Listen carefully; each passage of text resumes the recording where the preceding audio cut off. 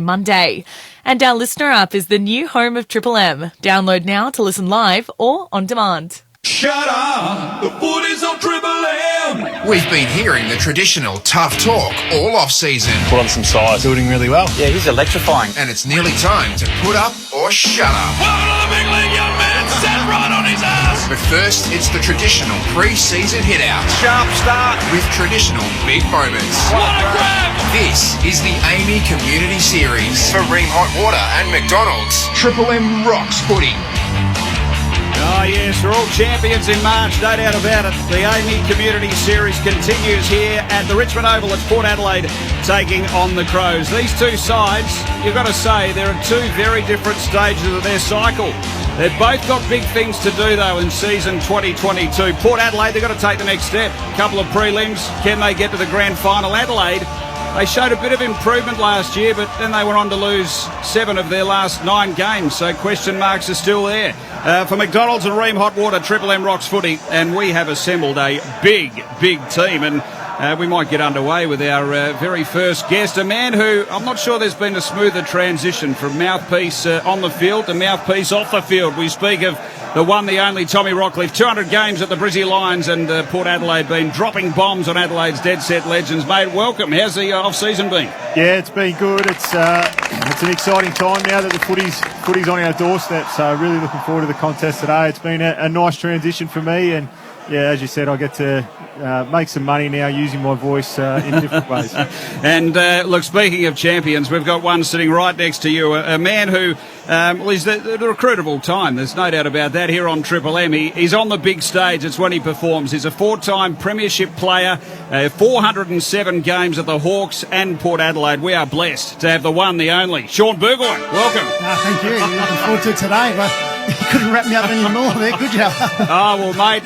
the kingdom is yours. Now, what have you been up to? Are you back living in Adelaide, or how are you situated now? Yeah, we're transitioning back to Adelaide. Kids are in school, sport. I've settled in my now, like Rock, just transitioning to life after footy and trying to make as much money as I can, trying to use my mouth, just like him. And for the heights of Sean Burgoyne, we're joined by Red Biglands. The former Star Crows ruckman, of course, was on Port Adelaide for a bit. Biggles, how you going, mate? Did you get back to over to Brazil in the off-season? That's your normal saunter? Couldn't get there this year due to COVID protocols, but pretty happy to be amongst this team today. Over 700 games of the AFL experience, not including the 50 games Brent Yates played for the Morphy Parks either. So great to have Sean Burgoyne on Triple M. I was excited when his name came across the roster. Just a question without notice, though, Junior Burger. Have you apologised to Nathan Bass yet after you knocked him out? Your first meeting at Port Adelaide was one of the great showdown moments. No, I haven't. Nice of you to bring that up in the first minute of in conversation, but at some stage will be that'll come up on the review. Very awkward bit of time that will be. Well, Silk, don't worry about it. Brett Biglands, he holds on to things for a while, so you get used to that. But I've got to ask a few questions here, boys, because I really want to get your insights as to what's happening for this season with these two teams. I'm a bit worried about Port Adelaide, and I want to get your feel about what happens after you lose a couple of prelims, but more so, Ken Hinckley's been talking about we're looking forward to 2022. He hasn't really spoken much about the 71-point preliminary final loss, which was embarrassing. How do you recover from that and go again? Can you give us an insight? I think you just got to dust yourself off and go again, and we know that that was probably their worst performance for the season last year. There was probably only one player that could hold his head up out of that performance, and that was Riley Bonner. So there's no doubt that game would have stung the playing group a fair bit. I'm sure they reviewed it once they got back. They went over it and took some learnings out of it, and all you can do is fight and go again. And they've been to 2 prelims now, and we all know that they want to take the next step to play in that grand final and chase that premiership success. So after last week's performance, they want to perform really well today. They need to come out and bounce back after a pretty disappointing showing on the Gold Coast last week. Sean, do you think there's anything missing at Port Adelaide? How do you explain what happened in that big final last year when going in, as Ken said, we had everything we wanted? Yeah, they did. Obviously, they didn't perform on the big stage, and like Rock said, they reviewed it. They addressed what happened in that game, and then you go on your off-season break, and then you come back, and then a true showing how you return is your body shape. Are you running the times? Are you putting the effort? Is your weight up to standard? Within the expectations that's been set on you. So they've had a pretty good pre-season. I think they've tried to address some problems they've had in the off-season. They've got Jeremy Finlayson in.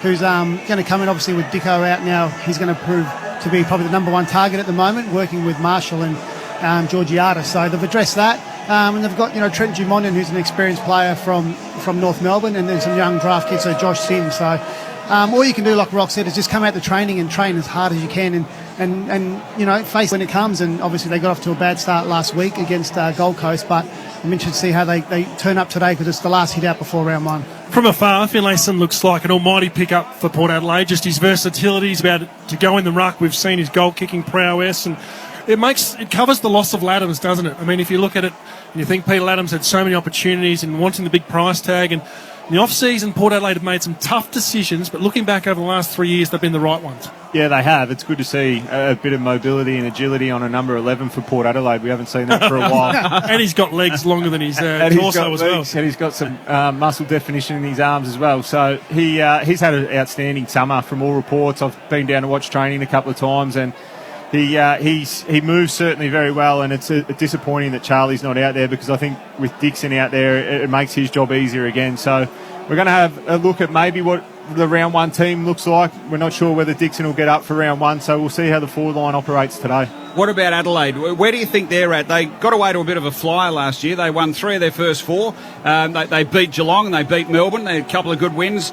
But the back half of the year, they lost 7 of 9 by an average of 6 goals. So where do you reckon they're at, Sean? Well, there's an NBA saying that trust the process. That goes for the Philadelphia 76ers. But that's what Adelaide are doing. They've got to trust their process. They've got a lot of young kids in, and that's what they're doing. They're going that and they're building. We're talking about young Riley Thilthorpe. He's a shining light for them. And they've got some other kids around who are just building games around. And when you have Rory Sloane and Rory Laird and their senior players providing good leadership and experience for them, those younger kids will grow. But they're going through a building stage, and that's what they've started, and they've got to stick to that process. And whether that's 1 year or 2 years, who knows, because you don't know how quickly these kids are going to develop. But as long as they stay true to that, which is Matthew Nix is what he's done, you'll see bright, little bamboo shoots coming through.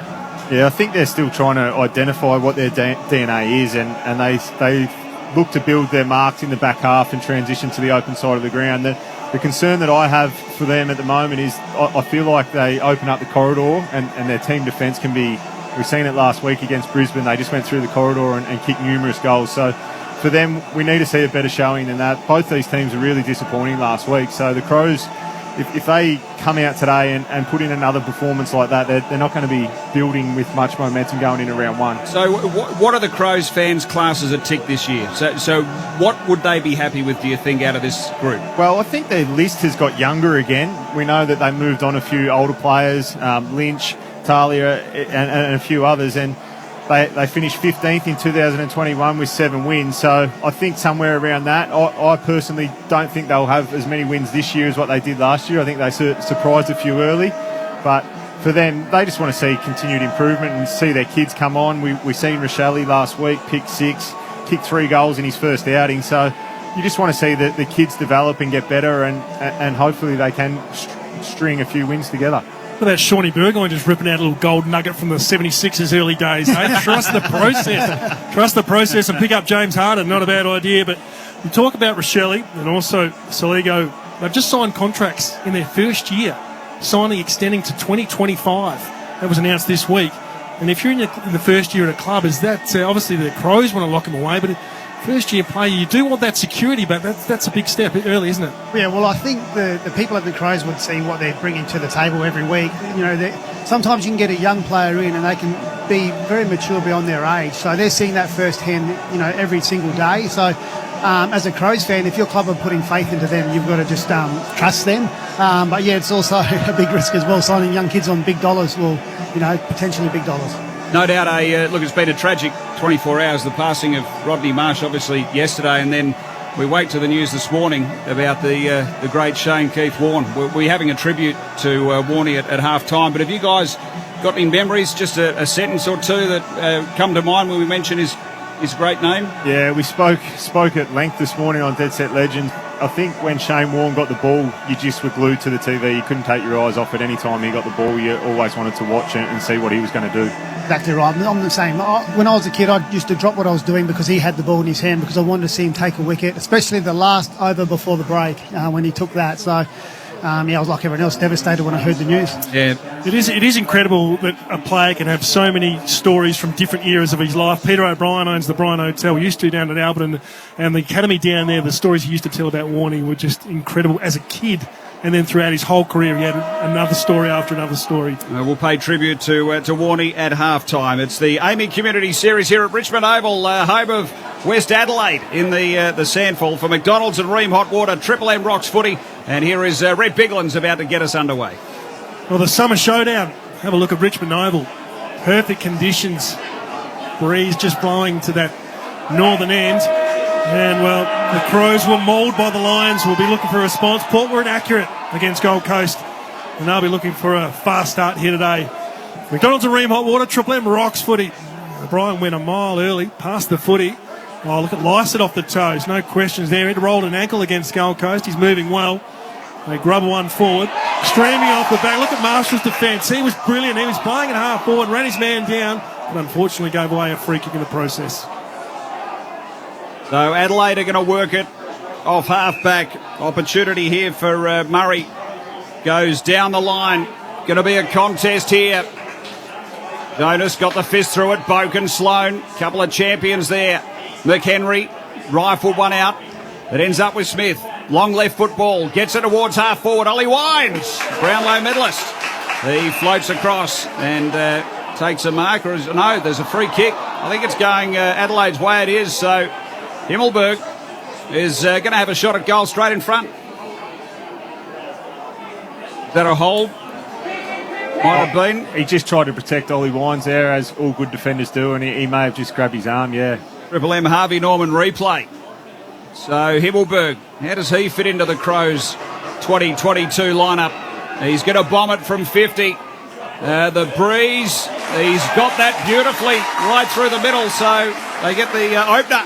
It's Adelaide 1 straight 6. We got Port Adelaide yet to score on the Triple M scoreboard. We got Sean Burgoyne and we got Tom Rockcliffe here on Triple M footy. Coming back, is it? Yeah. Coming back. Rory Sloan was behind the mark and tried to put a block on. So we got take two. Big Elliott straight in front. Coming through all 200 centimetres. Is this deja vu? No, it ain't. It's deja poo. Goes away to the left. And a little tap down. Is that Rochelle getting around and dangerous? Looking forward to seeing what he can up, and we'll have a ball up deep 50 here for the Crows. Contest provide a bit of heat around as well. So the ball up at half forward. Oh, McHenry went steaming through, couldn't gather. And now the tackle has been applied. Great pressure there. Steaming out now is Butters. Combines, kick to space. Now Georgiades has a task. Brody Smith's too quick for him though. Gathers. Now Rory Sloan flying shot a go into the breeze. It swings from right to left and Alia chops it off. And Shawnee, when you see Alia play, I'm not sure what strategy the Hawks went in against him, but certainly in the showdown last year in so many games, he tore him to pieces. Well, he reads the ball so well, so you just can't kick the ball in the air near him. Sean Burgoyne there on Triple M footy, along with Tommy Rockcliffe. Seabus super special comments. So Port Adelaide just hemmed in the back 50 at the moment. Houston got the footy, unloads it up towards centre wing. Crows have got a heap of numbers. Big spoil came through. Willem Drew got boot to ball. Gee, nicely done, Robbie Gray. Took, delivered by hand. Some nice run. Rosie squaring ball is nice. Very nice. Finlayson, the former Giant, straight in front, 30 up. Beautiful play from Robbie Gray there across half forward. He's had a super summer again, and he's just poise and balance there was exceptional. Tom Rockcliffe and Sean Burgoyne on Triple M footy today. And Silk, you touched on Finlayson being an important cog possibly for Port Adelaide. Yeah, he is. He's got, especially with Dixon out now. And I think about 2019 he kicked about 50 goals. So he's good footy's pretty good. So he comes in, kick on the way. He's missed. Minor score. So he's got the opening score of the day anyway. We've got 1 point. Port Adelaide yet to score on the Triple M scoreboard. Ream Hot Water, steady, hot and strong. Install a Ream. Warmish conditions here at Richmond Oval. The kicking wasn't great. It certainly set a task. Houston did a wonderful job of spoiling it. Now it pops in the path and half forward, and Finlayson brings it to ground. First goal to Port Adelaide, and Clearly done by Mitch Georgiades. Well done. They go to 1-1-7. Adelaide yet to score. Triple M scoreboard. What I liked about that is Robbie Gray got the ball. His first instinct there was to kick it to the top of the square. Last week he had a couple of snaps on the boundary under pressure. But when your senior players are squaring it up and you get a goal on the back of that, that's showing experience. So I was really impressed with Robbie. Yeah, just really good pressure on the kick out there. They forced him into a situation they didn't want to be in, the Crows, and Port Adelaide were able to turn it over. 7-point play. Nice body work on the outer side by Houston too. Put a big hit on Brodie Smith, I think it was. He was a bit slow to get up. He's got the breath back now. So Port Adelaide 1-1-7. Adelaide yet to score. Triple M scoreboard.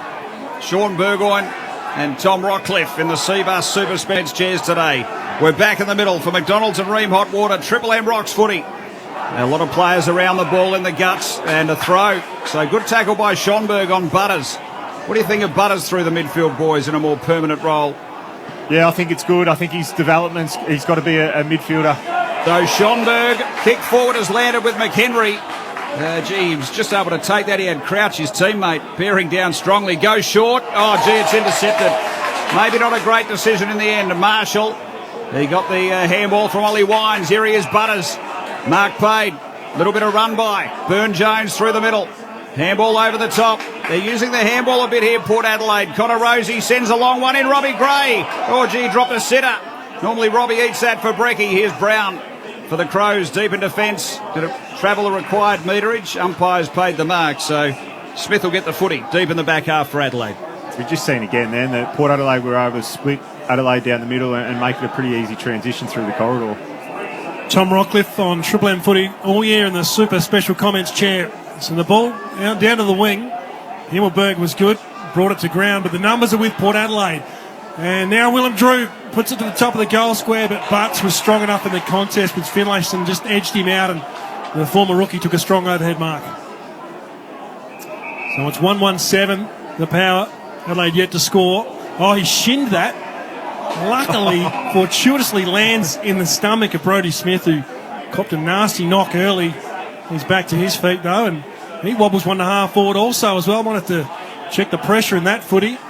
Matt Crouch, great to see him getting involved. Quick hands, high up and under ball, gets held up in the wind. On the outer side, Keys was great. Very clever with hands, and now Adelaide try to link up. Oh, dead step there, inside out, back with Keys. Now they build McHenry, 70 from home. He gives it to Laird. Handball over the top. Schonberg's run on. He'll straighten up. Oh, unselfishly to the top of the goal square, just spots up Hinge. And Mitchell Hinge will have a shot right out in front. He shouldn't miss. Yeah, you could just see there, we had the bird's eye view of the Adelaide Crows players running through the middle. They had 3 of them, some power running, and just got the overlap. So that's how you get an easy goal at the back, through power running through the middle. Mitch Hinge to get Adelaide's first of the afternoon. And does just that. The former Brisbane defender and free agent as he came across has started well today. So Adelaide get their first. They're 1 straight 6. Port Adelaide 1-1-7 on the Triple M scoreboard. Just go back probably 2 or 3 minutes when McHenry took a pretty good mark.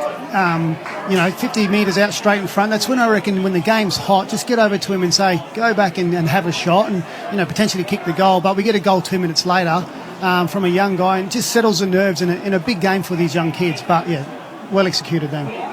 Really good ball movement there from the Crows as well. They were patient in their back half and then kicked to the contest and were good enough to win it at ground level. And then, as Shawnee said, they power ran into their forward half and they ended up outnumbering Port Adelaide inside their forward 50. Yeah, they had about 3 out the back, Adelaide, so we're back in the middle for McDonald's and Ream Hot Water. Triple M Rocks footy. Port lead it by a point. Rucks go at it here. Lyset, O'Brien, couple of the big fellas. Lyset for the second time, tried to clear it. Sloan came through.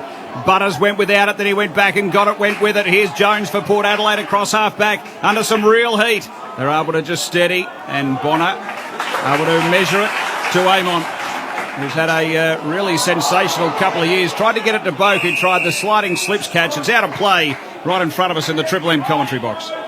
Triple M Red Z lending stats there, Rocky, who is getting plenty of it at the moment. Yeah, Brodie Smith had 4 already across half-back, and Connor Rosie for Port Adelaide's had the 3.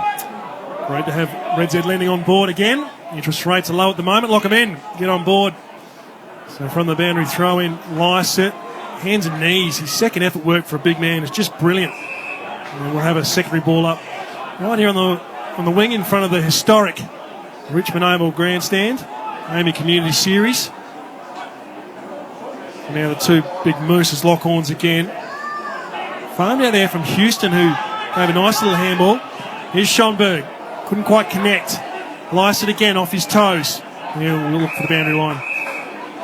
And Berger, the running power of Port Adelaide off half-back is, as you know, is that one of their strengths. If they get that connecting up, they're a powerful unit, aren't they? They are, and they're very good users. Houston and Bonner, two elite kicks of the competition. So, Adelaide will be onto those guys. We'll pressure them as much as possible. There he is, Sean Burgoyne on Triple M footy. Tap down, O'Brien. Now Houston in there, Schonberg. Got boot to ball for Adelaide. Oh, gee, it went through Jones, then it went through Bonner. McHenry, Jones butted up. Got it for Port Adelaide. Gets it to Butters. Squaring ball to Mead. He goes sideways to Rosie. Port at half-back. They've only had that one real patch of fluent movement, which resulted in a nice result. Here's Drew now. Now there's a bit of run and gun. Burne-Jones over the top with the link-up handball. And nice pass. Able to find McEntee. And he'll go back 45-degree angle, about 35 out. McEntee was really good last week when he came on. He comes and brings energy to that forward half. He's not afraid to make the tackle, and also is a pretty good user as well. So 21 years of age, was rookie listed, and he's going to come in kicking to the northern end. Kick on the way. He is going right there. It just faded away late. Minor score. Porter 1-2-8. Adelaide 1 straight 6 on the Triple M scoreboard. Opening term played nearly 11 minutes here at the Richmond Oval, home of West Adelaide in the Central.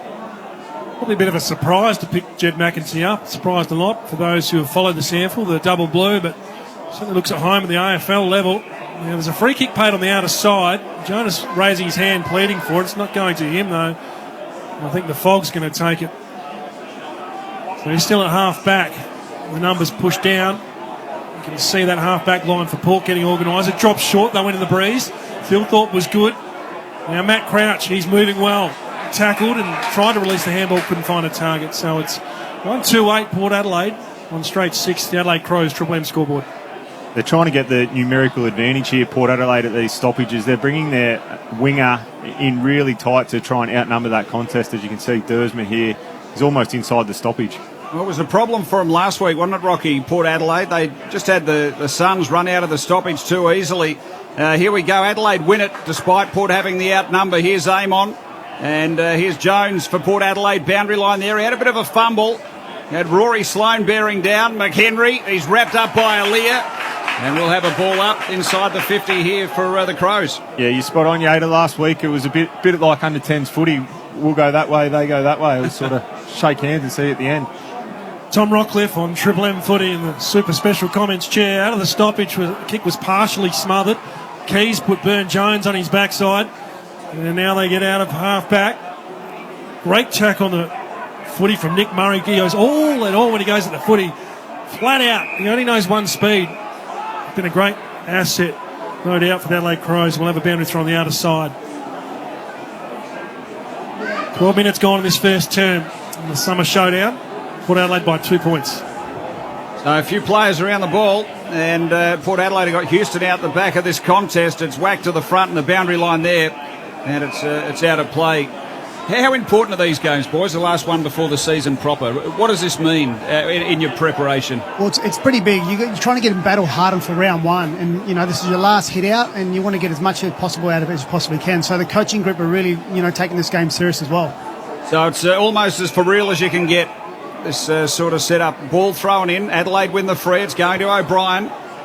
He's about 70 from home. Gave it to Scholl on the little run around handball. Fogarty presents, couldn't drag it down.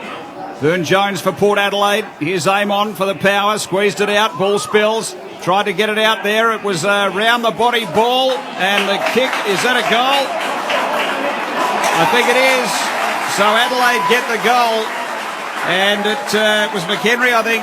He was able to snap it from near ground level, and they push out here, Adelaide. 2 straight 12. Port Adelaide 1-2-8. Triple M scoreboard. We've got Sean Burgoyne, we've got Tom Rockcliffe on Triple M footy. A really good reward for effort from McHenry. The last probably 10 minutes, he's been buzzing around, putting a lot of pressure on.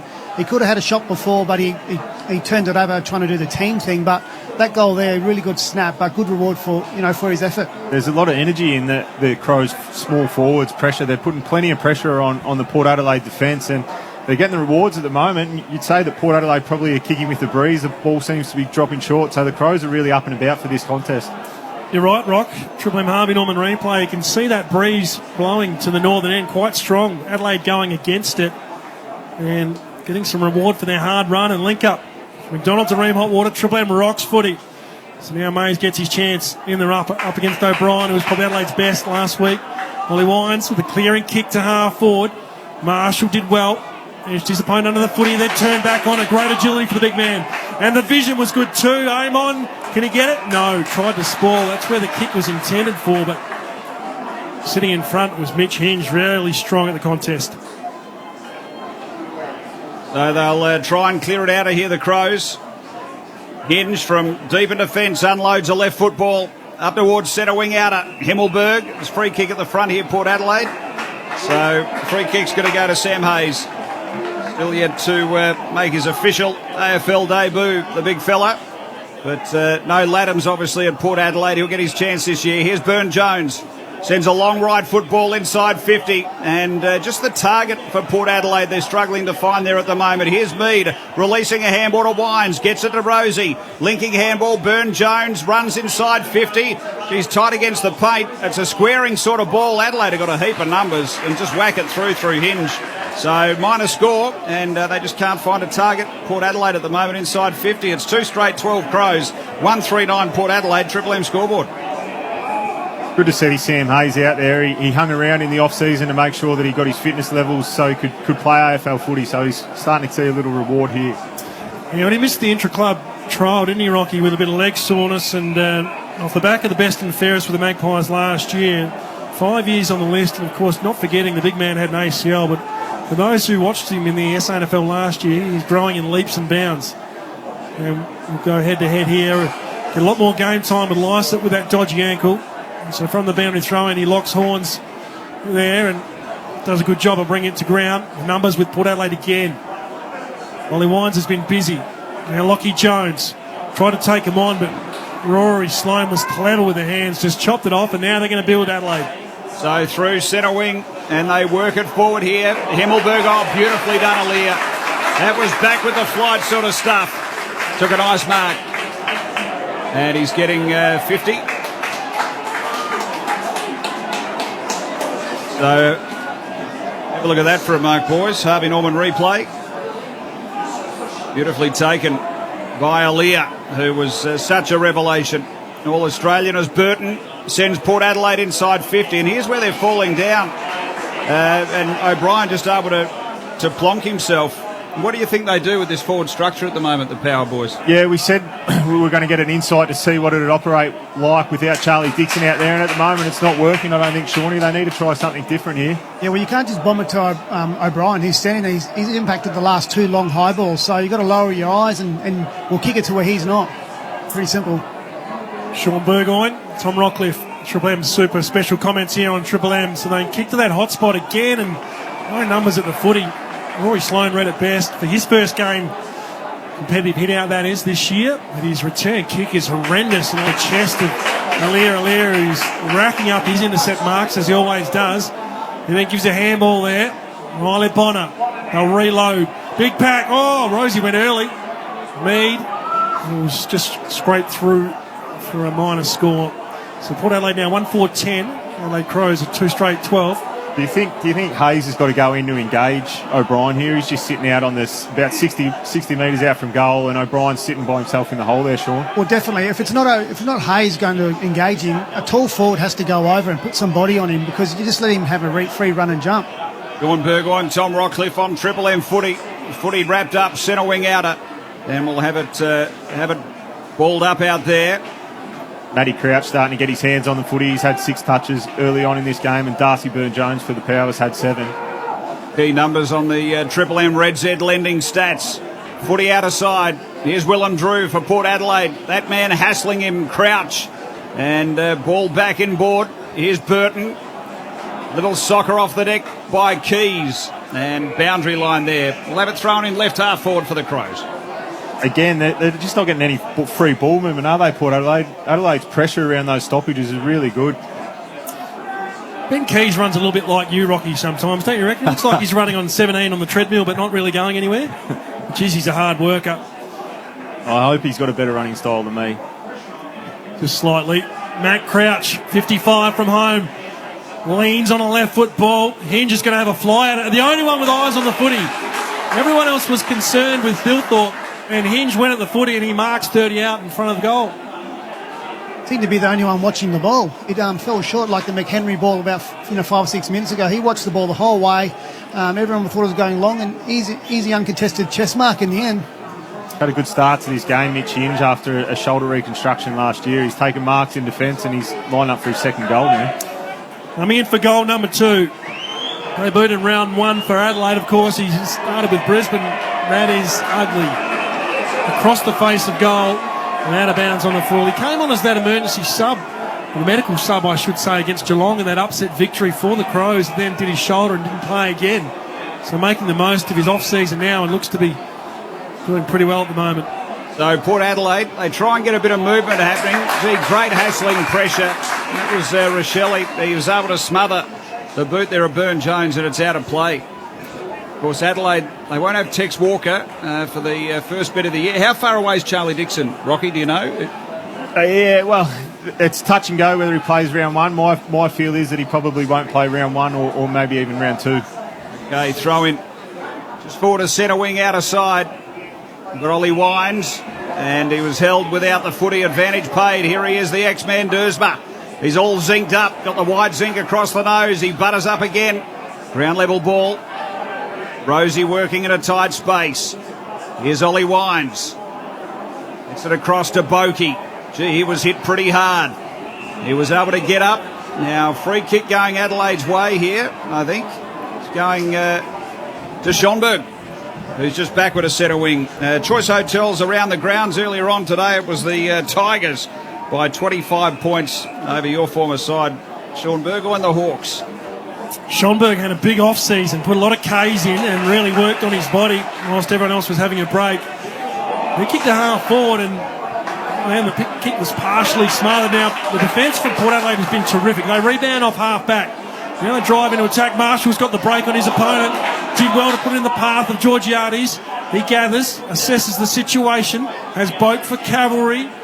And now Boak turns inside out. Pressure is good across half-back for both teams. Another turnover ball.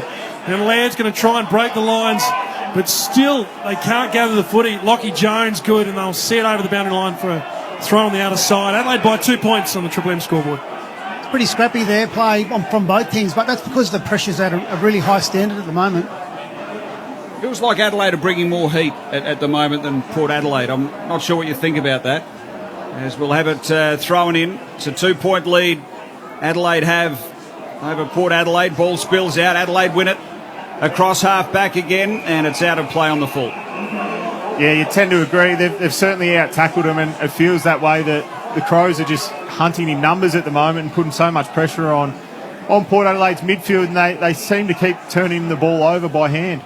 Tom Rockcliffe there on Triple M footy, sitting right next to him. Sean Burgoyne, big team in for this summer showdown. Ball spilling around, top of the 50, and Adelaide scramble it away again through Schonberg. Lockie Jones for Port Adelaide. He put some nice body work in there against Gallant, and ball trickles out of play. We'll have it thrown in centre wing outer side. First game as well, competitive style for Lockie Gallant. Back off the COVID protocols into the team. Rory Sloan was another one back in as well. Kieran Strawn, the backup ruckman. So they're getting a few back after being decimated by COVID through the Crows camp. And now on the outer side again, where this ball has spent a lot of time. You can see Rosie going through, putting his hand up for that midfield spot. Terrific tackle, but we'll get another boundary throw in. 2 straight 12 Adelaide, 1-4-10 on the Triple M scoreboard. McDonald's, you can score enough to feed the whole team. Macca's 40-piece chicken McNuggets pack.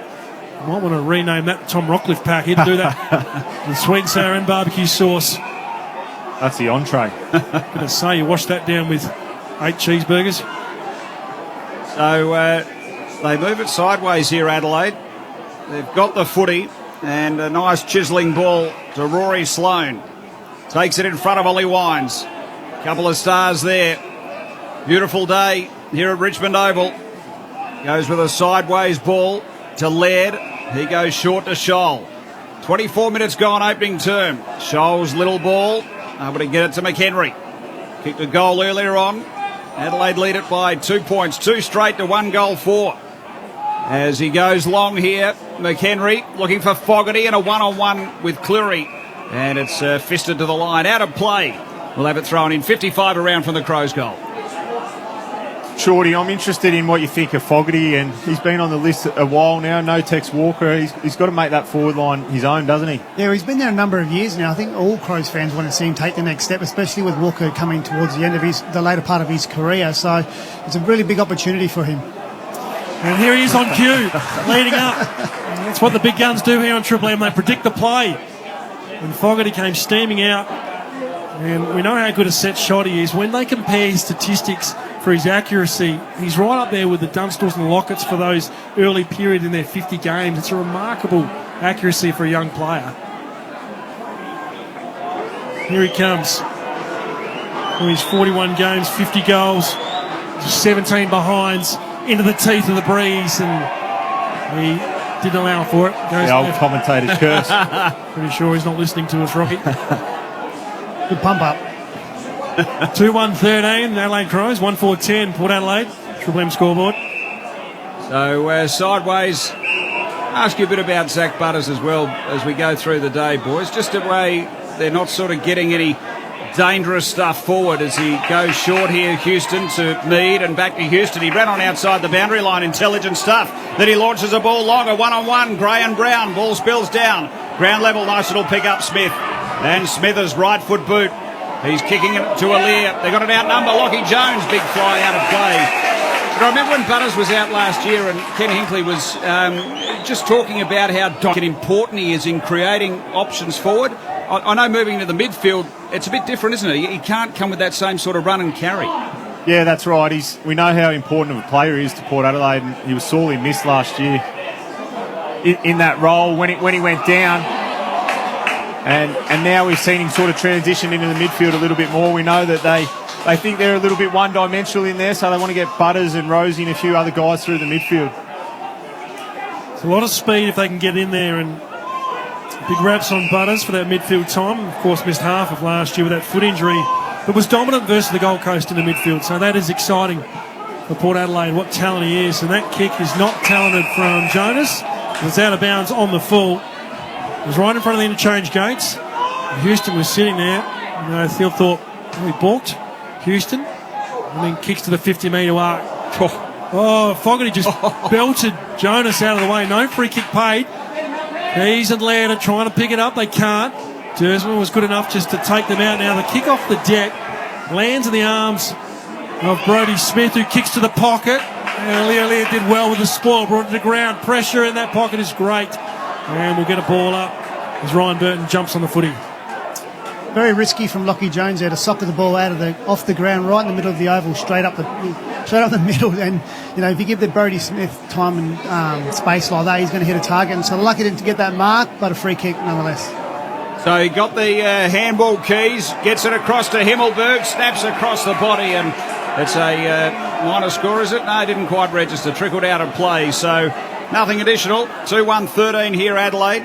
Porter 1-4-10. We got Sean Burgoyne and we got Tommy Rockcliffe. Special comments on Triple M today for Seabus Super. Ball is out of play. Don't forget, of course, you can stream every game of Triple M footy. It's live on the Listener app. You can download it now. LISTNR. So Lycett's back on with O'Brien. No one got hands on it. Houston has been getting plenty of the footy, carving up the Triple M Red Z lending stats. From the clearance, they came through the centre of the ground. It landed in front of Robbie Gray as Brown for company did well. And Lockie Jones pushed up to help him out. A nice ball, but McAtee couldn't get hold of it, just dropped it. We'll go back for a second effort, and I think there's going to be a free kick, and it will be paid to McAtee. Did you see there, boys? Was it there in the back? Bit of a free kick. We see Robbie Gray walking to the bench here. This is not good signs for Port Adelaide. So Lockie Jones sends Port forward, but it's Same stuff. High ball to Riley O'Brien. He's able to get it out of there, is he? No, here he is, Butters. The man we were just talking about not long ago, and he'll go back, have a shot, but it'll be on or outside 50, and it'll be outside 50 actually after the siren. So quarter time. Score sits 2-1-13. That's Adelaide. Umpire goes over to Butters just to inform him about a straight run in and kicking over the mark. 1-4-10 at this point. Port Adelaide with a kick to come. Butters going to the northern end here at Richmond Oval. It's a high ball. It's a wide ball. And it's a short ball. Was it touched? No, it wasn't fisted away, so a score does result. It's a 2-point lead to the Crows at quarter time. 2-1-13 Adelaide. Port Adelaide a 1-5-11. We'll hear from Tom Rockcliffe. We'll hear from Sean Burgoyne after the break. Quarter time here at Richmond Oval. It's the power. Adelaide lead it by 2 points. For McDonald's and Ream Hot Water. Triple M rocks footy. That quarter for McDonald's. Score enough to beat the whole team with Macca's 40-piece Chicken McNuggets pack. Triple M rocks footy. Triple M is your home of the Marty Sheargold Show. Something feels off today. Does what it? do you mean? Is there a full moon or something? Yes. I don't know. It's a waxing crescent. Is it? It's a waxing... no. That's what I had done on the weekend. I really had some hair removed. I'm not going to lie. Just the crescent? Just the crescent. Had my eyebrows threaded and my waxing crescent done. I got a touch of the Anthony Kallelas this weekend. The Marty Sheargold Show. Weekdays from 6 on Melbourne's 105.1 Triple M. We've been proudly serving Australia for 50 years, and to celebrate, Liquorland has offers like an extra $2 off any 4, 6 or 8 pack of beers when you scan your Flybuys card. So head into your local Liquorland today. Terms and conditions apply. A kid's playground, rubbish. A park bench, rubbish. A nature boardwalk, rubbish. You see, the Australian government is helping industry to transform your old rubbish into incredible new things. Proudly remade in Australia. Like this outdoor gym, rubbish. Even this brand new road, rubbish. Every time you recycle, you're helping to remake Australia into a better place for everyone. Remade in Australia. Authorised by the Australian Government, Canberra. Let's go, what's wrong with you? You're cutting corners, you're cheating. Give us your number then. No. This week, SAS explodes. Richard Buttrose, convicted drug dealer, nephew of Ida Buttrose. He'll go head to head with the SAS instructors. Give me your number. Ollie says that I'm cheating. This isn't a scripted show. We don't go back and look at the footage. All right. Everything has a purpose. Block that noise out. About any of that. The consequences will be massive on new SAS Australia, Monday and Tuesday on 7. The idea of moving and getting the house presentable was a nightmare. Having O'Brien was like having a personalised project manager. Our home was transformed, perfectly marketed and sold. Real life, real stories, real estate agents. O'BrienRealEstate.com.au. Exclusive to Paramount Plus. The Yellowstone Origin Story. 1883. Starring Sam Elliott, Tim McGraw and Faith Hill. 1883. All episodes now streaming on Paramount Plus. How does it feel to save up to $500 on a new phone at Officeworks? Imagine Christmas, a surprise birthday party, and your team winning the grand final all rolled into one. Like that. Woohoo! At Officeworks, we have the latest devices at everyday low prices. But with our Optus bundle bonus, you can save up to $500 on a new phone. Just add an eligible Optus SIM plan. Terms and conditions apply. Only available online at officeworks.com.au. Hello, it's Buddy the Quokka. I'd like to dedicate the next song to HBF's non-existent shareholders. Cheers for not existing, so HBF can pass on more glorious value to their members, like affordable cover. Who doesn't like that? Join HBF today. Looking for a great deal on your energy or internet? Or moving home? With AGL, you'll get great value on your home energy and internet with certified carbon neutral options. Plus, enjoy 12 months of Amazon Prime on us when you switch to AGL. That's a year of fast free delivery on L orders and great entertainment. AGL, altogether great value. New or moving customers only who sign up directly with AGL. Full T's and C's at agl.com.au. Triple M rocks footy. This quarter for Ream. Steady, hot and strong. Install Ream. Oh yes, quarter time here at Richmond Oval, and Adelaide lead it by think it was a point. One of Biggles, the scoreboard's gone down. McDonald's and Ream Hot Water, Triple M Rocks Footy. Biggles, I think that was 2 fingers giving me the margin rather than something else. It's okay, 2-1-13 the Crows. Port Adelaide 1-5-11. Just quickly around the grounds for Choice Hotels. It's day 2 of the test, of course. Pakistan. They are currently 1 for 262. Australia yet to bat. Of course, we will have a tribute for the great Shane Warne. Tragic news earlier today. We've got Tom Rockcliffe and Sean Burgoyne as we look back at the opening quarter. What did you make? Any key numbers, boys, and what are your thoughts? Yeah, we just ran our eye over the numbers, and the Crows are +5 at contested footy at the moment. They're also out tackling Port Adelaide by 2. But the interesting stat, though, Shawnee, the one that we touched on, is that Port Adelaide have had 50 kicks and 56 handballs. Yeah, I think the Adelaide Crows' pressure is what's standing out at the moment. Port are getting the ball, Crows are pressuring them.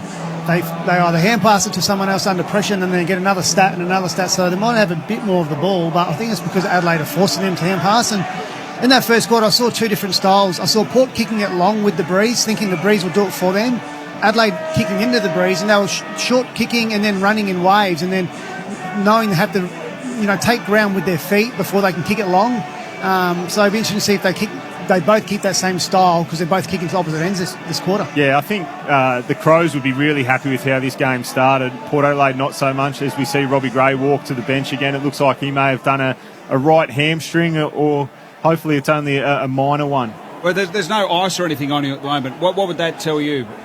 I think it's only minor at the moment. They're probably still assessing. They're probably a bit of a poker game at the moment. They don't want to give too much away. Yeah, it's not ideal when he just walks to the bench. Okay. Yeah, Sean Burgoyne and Tom Rockcliffe on Triple M Footy. We're about to get this second term underway. It's Adelaide leading by 2 points for McDonald's and Ream Hot Water. Triple M Rocks Footy. Here's Red Biggles. Yes, and if you just joined us as well, we gave us an update. The boys, Charlie Dixon running this week with that ankle surgery, touch and go for round 1 and 2, and Trent Dumont had that knee surgery, the recruit as well. So they're looking to get Powell Pepper and him back on the park. McDonald's and Ream Hot Water, Triple M Rocks Footy. So the clearance came from Wines. And into the breeze, Port Adelaide go this term. Brodie Smith's been good with his hands. Mitch Hinn's been very good for Adelaide as well. Now Butters. Low ball. Marshall was good. Picked it up. Here's Rosie. Just weaves in and out of traffic. Houston's from 50. He's got the pump in the breeze, swings it right to left. Have a look at that move. Oh, good yardies. As Dursma launches from 3 deep. And he's bulked up over Summer, but he hit the clouds there. Top of the goal square, Dursma, as that ball swung around. Huge hang time. We talked about him in the weights room in the off-season, and he should kick this one. And he does. So Port Adelaide get their second. 2-5-17, Adelaide Crows are 2-1-13, and Dursma with an early highlight. Obviously, a good start for Port this quarter, but we're right behind Dan Houston then, and you can see from his kick the amount of work the Breeze is doing, and that ball went 15 to 20 metres to the left. So, the wind must be fairly tricky down on the oval. Yeah, just had word come through that Robbie's done a minor hamstring awareness. Should be okay for round 1 at this stage. Okay, straight to the horse's mouth, so to speak. Great stuff. Tommy Rockcliffe and Sean Burgoyne. So Port Adelaide, they hit the front. So that was a deep ball in and a mark basically on the last line to Dursma.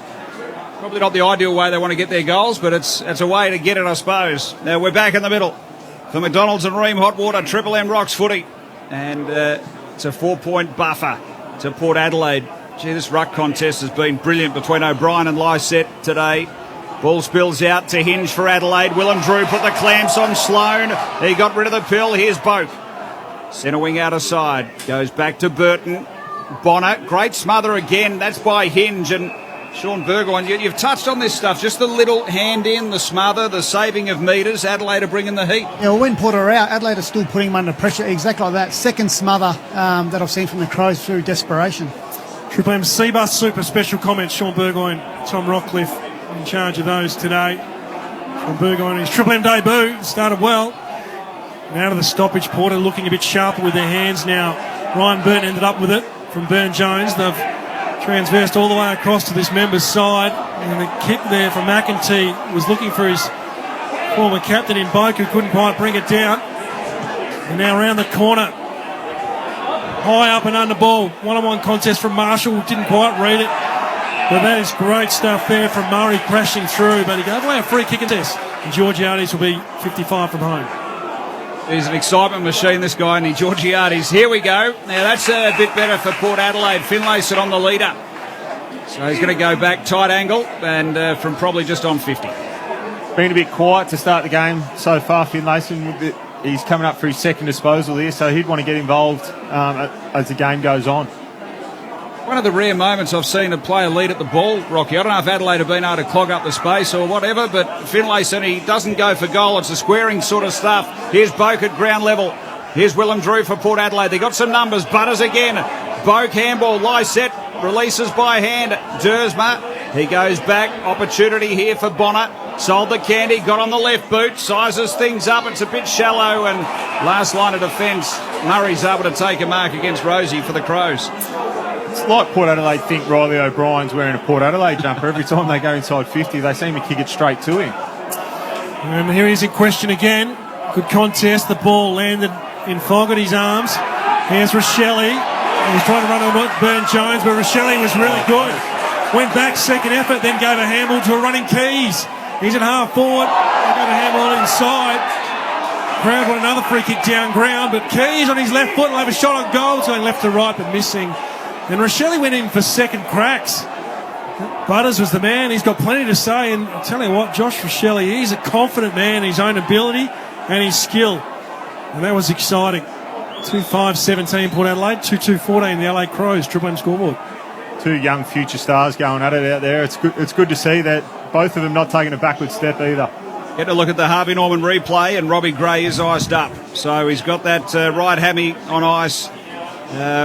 As we heard Rocky give us the right up-to-date info. Here's Port Adelaide through centre wing. A bit of a wrestle going on behind play. They're still going on with it too. It's Laird, and over the top of him, big Lysette. So ball moves on. We're in the centre square. He raked the ball back in there, Shoal, I thought. Umpire's having a look. Agrees. So Port Adelaide, they'll get the free kick. Georgiades was the man who put the clamps on. He goes sideways. And it's going to bounce to Bonner, who's picked up a few Red Z lending stats the last few minutes. Didn't quite hit the target there. Dersma, he went horizontal in a Jones tackle. And it's out of play. We'll have it thrown in 40 around from the power goal. It's getting physical this last probably 2 minutes. So both sides are dishing some stuff out there. Just how the Junior Burger loves it. Exactly right. Sean Burgoyne, he loves it. Whether it's a summer showdown or a showdown, there's a bit of feeling in this one now. Showdown medalist Sean Burgoyne. You may also know him as the brother-in-law of Aaron Phillips. The one and only. So now's an opportunity. Mead's got to look at it. He was 45 out, but the ball just took off with the breeze and he couldn't quite pick it up on the grass. That's a golden opportunity for young Jackson Mead, who would love to get one early. But it's a ball up 40 out from the Port Adelaide goal. So they'll tap down here. Lysette went straight to Jones, though. Really found his groove last year, Jones, across that defensive line. Here's Jonas for Port Adelaide. Footy on the outer side. Fogarty, he's wrapped up. He was held without it, actually, umpire says. So the Fog, he gives by hand. Adelaide go inside 50. Himmelberg and Cleary, they both had a bit of a tumble, but the umpire said Cleary received a free kick. He was pushed in the back. So he'll get the footy deep in defence. Spoke about Zach Butters earlier, but he's starting to get a bit of touch around the stoppages now and starting to burst out the positive side of the stoppage for Port Adelaide.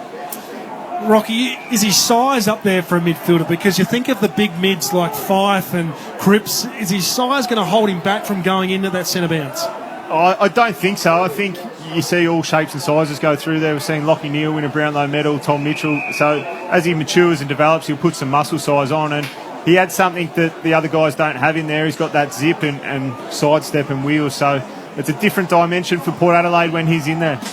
Big rap for him, isn't he? He's the one in his fourth year. He wants Butters to become that elite player that we can all see in him. Yeah, he's Kenny's boy, that's for sure. There's no doubt that he's Ken's love child. A bit like yourself, the man they nicknamed the Pig, Tom Rockcliffe, was right under the coach's noses most week asking where he was going to play and who he was going to play on. I was more of the whipping boy. Yes. Now, so it's milling around on the outer side, high up and under ball. 3-point lead to Port Adelaide, to Richmond Noble. And we get another boundary throw in. 8 minutes into this first term on Triple M scoreboard. So we got the pig and we got Silk in special comments. Quite a gap. We love them both here on Triple M footy. Sean Burgoyne and Tom Rockcliffe. It's a lead of 3 points to Port Adelaide. They got the last goal through a Dersma mark, and footy spilling around at half forward here for Adelaide. Handball comes out, Scholl sends it long. Back there, Himmelberg having a good battle with Cleary. Here's McHenry, he's got himself a goal. Rochelle around the body, yes! Rochelle gets the goal, and Adelaide are back in front, 3-2-20. Port Adelaide 2-5-17 on the Triple M scoreboard. And he looks as though he's going to be a bit of excitement going forward for the Crows. Very good snap there, very good snap. He's obviously got some talent, but I was just interested in the play leading up to that. The Crows came out, onto the weak side of the field, and a Port player collapsed, and they got the overlap. So if you're going to collapse on from the open side to go into the pressure, you've got to impact the ball. If you don't, they get it out like that, and then it results in a shot on goal. So was that Port players getting ahead of the footy, too hungry? Well, I think they've collapsed in, so they've given up the corridor there to try and put some pressure on, and the Crows were really good to get to the outside, and then Rochelle, the boy from Shepparton, was good enough to snap it over his shoulder. Well, 3 goals against the Lions last week, 2 in the final term, extended his contract to 2025, the youngest player out there. You can almost lock him in for round 1 if you're a Supercoach fan. Get on board. We go on to Ream Hot Water, Triple M Rocks footy, free kick in the middle, Amon bounds out, left foot pass out in the path of Hayes, or Mays I should say, and the free kick is going to go to Himmelberg, is it? No, Finlayson. Finlayson was held as he tried to get at it. I think Butts was the man who was infringing. You could see as the ball was kicked from Amon, they were trying to adjust because the ball was holding up in the breeze, so the Port forwards were trying to run at the ball, and the defenders just holding on to them. That's what the breeze is doing out there at the moment. The highly skilled, 197 centimetre tall Jeremy Finlayson, very skillful on that left foot of his. Going to try and punch this into the breeze. Hefty breeze. He does that, but it swings to the right. Houston and then O'Brien again. The big man for Adelaide reads the flight of the ball so well and takes a saving mark on the line, but they're only out of trouble for a minute because Lockie Jones gathered it, 50 from home. Now Houston retreats, and he's got great ball use and just puts it in the path of Mays.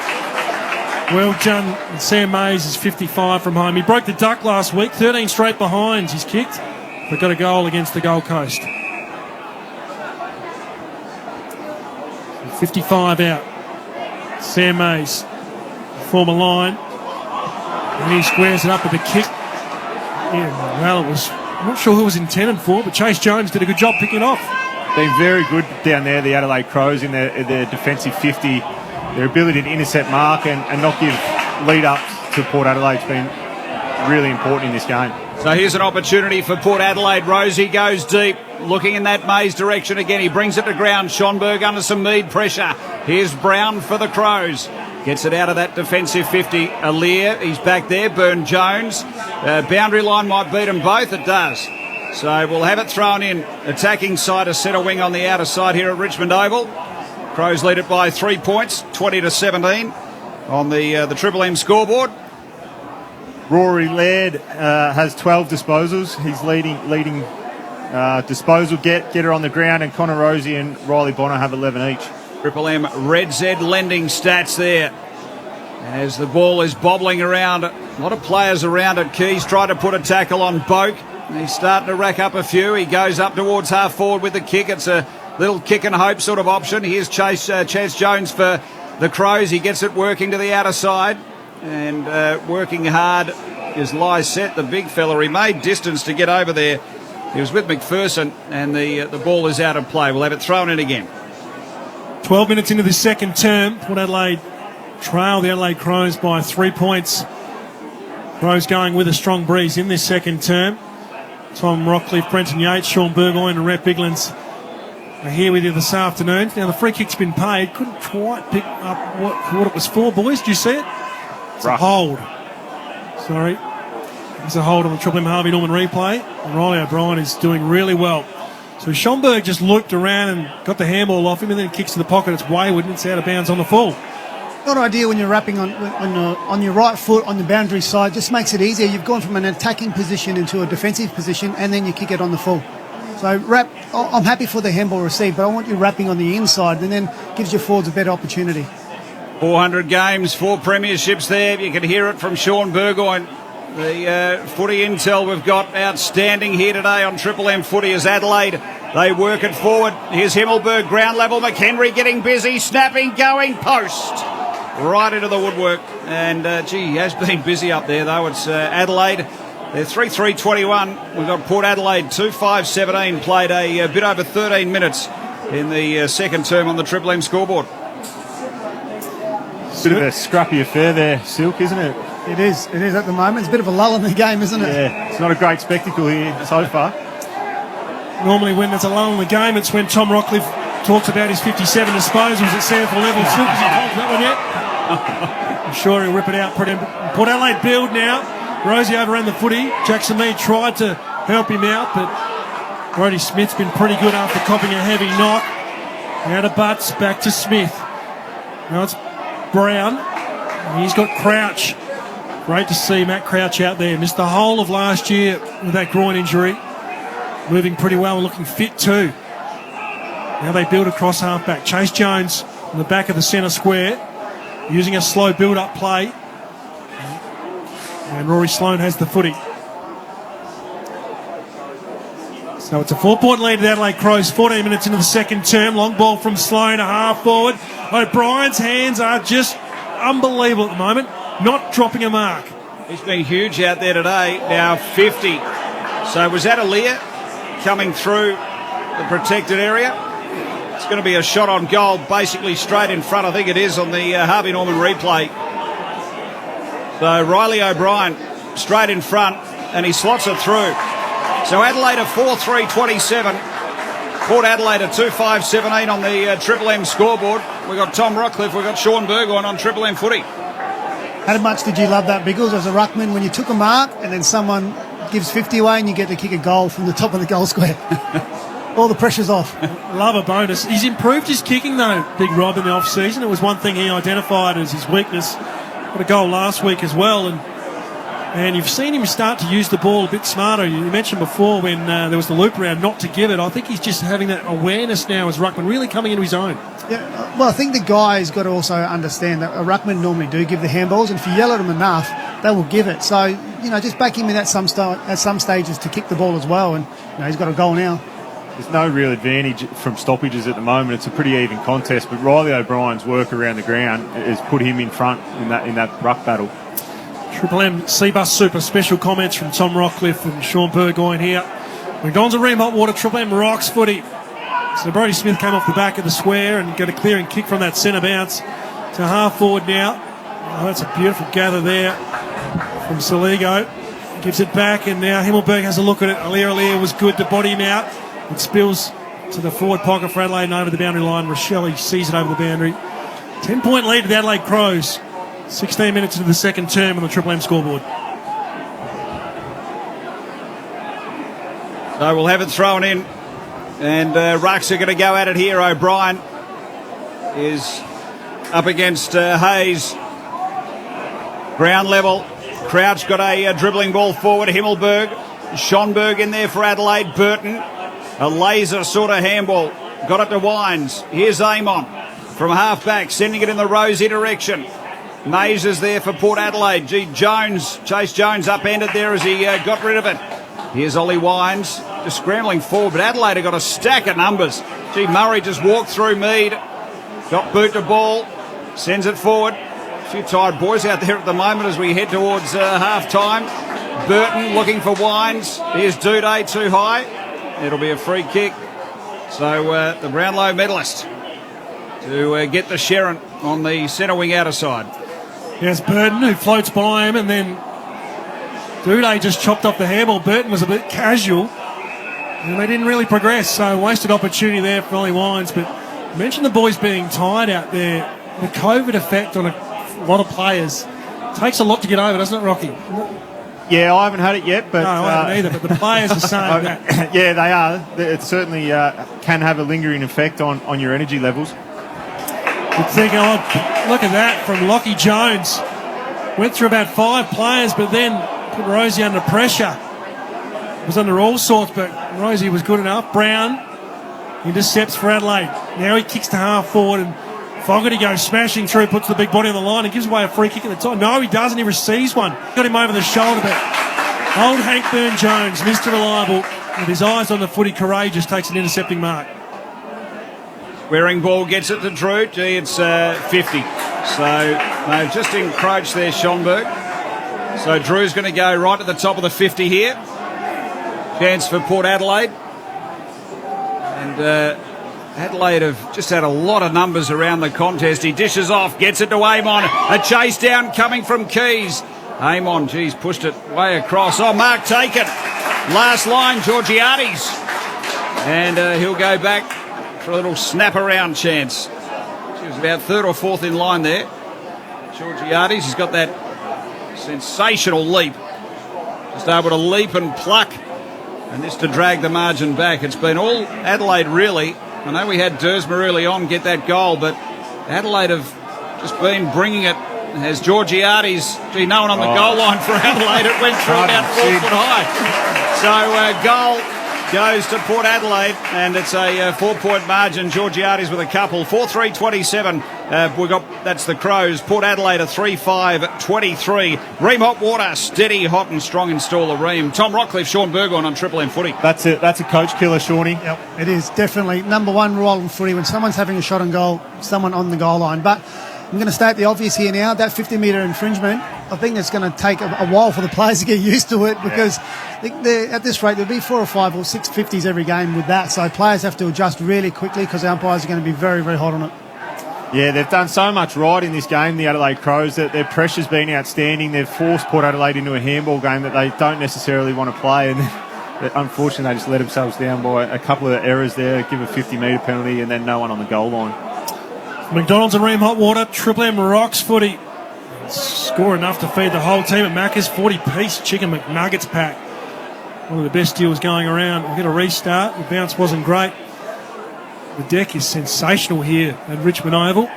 So Hayes up against Thilthorpe. Hayes did well. Great link up from Drew. Striding out of the centre bounce. Here comes Georgiades again. 3 deep over butts. Brought it to ground. It's what Kenny Hinkley will love. Just fly at the footy and get a stoppage, 40 out from goal. You'd love to see that. Big Sammy Hayes go up and drag the ball back to Willem Drew. Umpire throws the ball up. Finlayson doing a bit of ruck work in the Powers forward 50. He tried to put some pressure on too, but it was a bit high. And Hinge for the Crows takes the free kick, works it out in the direction of centre wing. Soligo got the footy at half back, squaring ball. Going to be okay to Murray. So, half back here. Murray goes from this side of the ground to that one. Adelaide lead it by 4 points. Earlier on today, it was the Tigers home by 25 over the Hawks for Choice Hotels around the grounds. Smith for Adelaide. They work it straight up the middle. Himmelberg dishes off. No, he didn't. He had Soligo. Now Sloan. A little chipper. Didn't quite clear Dersma. He was looking for Keys, but Xavier chipped in and took the diving mark. See a clear focus from the Crows there. They want to build their marks in the back half and get to the open side of the ground and then try and take on the corridor at any opportunity. Dersma's positioning as well. Is he working up and down that wing? Is he getting back to help out there? Yeah, he did. He got back and sat in the hole. So he needs a big game because Sin's putting a bit of pressure on for that wing position as well. He already got a goal and covering the ground well. Good to see Mead in there as well at ground level, just getting one forward. Matt Crouch now, as the Crows chop it off with numbers behind the footy. He's in front of the Adelaide interchange bench. He wheels around, jumps it in the Thilthorpe direction. He's going to have a fly at it. He didn't quite read it. The free kick's been paid. It's actually going to go Adelaide's way. And Himmelberg from a hold, and Jonas shakes his head, not happy with that. What did you see, boys, on the Harvey Norman replay? Yeah, we'll have to watch that on the replay. I didn't see it. I was watching Riley Thilthorpe have a free run and jump at it. I didn't quite see this, but we'll have a look on the replay. What do you think of it? I think Jonas just got his arm around his waist. So he's going to go for the old kick around the corner, Himmelberg, and he's done just that from 45. It's a beautiful bender. Nailed it. Great to have him back. And Adelaide extend their lead, 5-3-33. The margin out to 10 points now on Triple M scoreboard. I'm not too sure I've seen too many players line up for a snap, and kick it from 47, 48 metres out. I don't know what the coach would have said if he bellied the ball, but that's backing, he knows his capabilities, but that's a cracking goal, to be honest. Player that's starting to have a real influence on this game is Brodie Smith. He's had 13 disposals, nearly 500 metres gained across half back there, so he's starting to get his hands on it and running at 82% kicking efficiency. So you put a negative forward on him now if he's having such a big impact on the game. I think it might be time to certainly look at something. We've got Sean Burgoyne and Tom Rockcliffe getting some great insights on Triple M footy this Savo. Seabus Super special comments. 23 and a half gone second term, and it's Adelaide by 10 points. Here's Sloan out of the middle for the Crows. Sends a long ball forward. Stretching chance there. Cleary tried to take the mark. Alier ground level. Now free kick has been called out. It's going the way of Alier. He is deep in defence. Had a fantastic season for Port Adelaide last year. That first final, extraordinary stuff. Works it towards Cleary on the outer side. Gee, Houston, he was in a crow sandwich there. Fogarty one side, and the eventual tackler Scholl the other. Ball spills to Rosie, though. He received it from Bonner, who gave it to Rosie, who gives it to Burton. Port Adelaide, they're short at the moment with their possession, and here we go again. So this is 50. I think that was young Rochelle again. Pure accident, I think. So the players have got to adjust real quick. So Rochelle was within 10 metres, I would have thought. The infringement zone is a nasty punishment, but Port Adelaide will try and capitalise the long ball in from Ollie Wines, who kicks it 30 out from goal. Numbers got back, though. Brown was good for Adelaide. Now Laird clears the situation, but Wines has worked over again. Now was touched off the boot. So he just dumps it back inside 50 again, and what's Thilthorpe doing down there? Mark not paid. Back around the corner from Houston, one-on-one contest. The big ruckman, no, it's Marshall up there. To the front of the pack, quick hands, in and out of traffic. Couldn't gather the footy though, that was unlike Carl Amon. But he went back for second efforts and got Laird holding the ball. Terrific work there, and terrific second effort from Carl Amon. Real good tackle. They pinned the arm, gave him no opportunity to get rid of the ball. There it is on the replay. And perfect tackle from Carl. So the improvement from Carl Amon has just been gradual, but he's now a top-line Port Adelaide player. One of their vital ingredients. Beautiful kick of the footy into the breeze, but has he got it? He dropped his head, but it didn't matter because it went straight through. And they peg one back now. It's a 4-point margin to the Adelaide Crows. Carl Amon getting on the scoreboard, and that scoreboard is brought to you by us here at Triple M. Much needed goal there for Port Adelaide. I'm a bit worried about their entries at the moment, Shawnee. When they go inside 50, they don't seem to have any real structure to it. They continue to bomb, and the Crows are getting back to support each other really well in high numbers. Well, they are. I think the Crows have just been unlucky that they haven't actually marked more, intercept more marks in the back line, because they are just bombing the ball, and Port do need to structure up their forward line a bit better so they can hit some leads.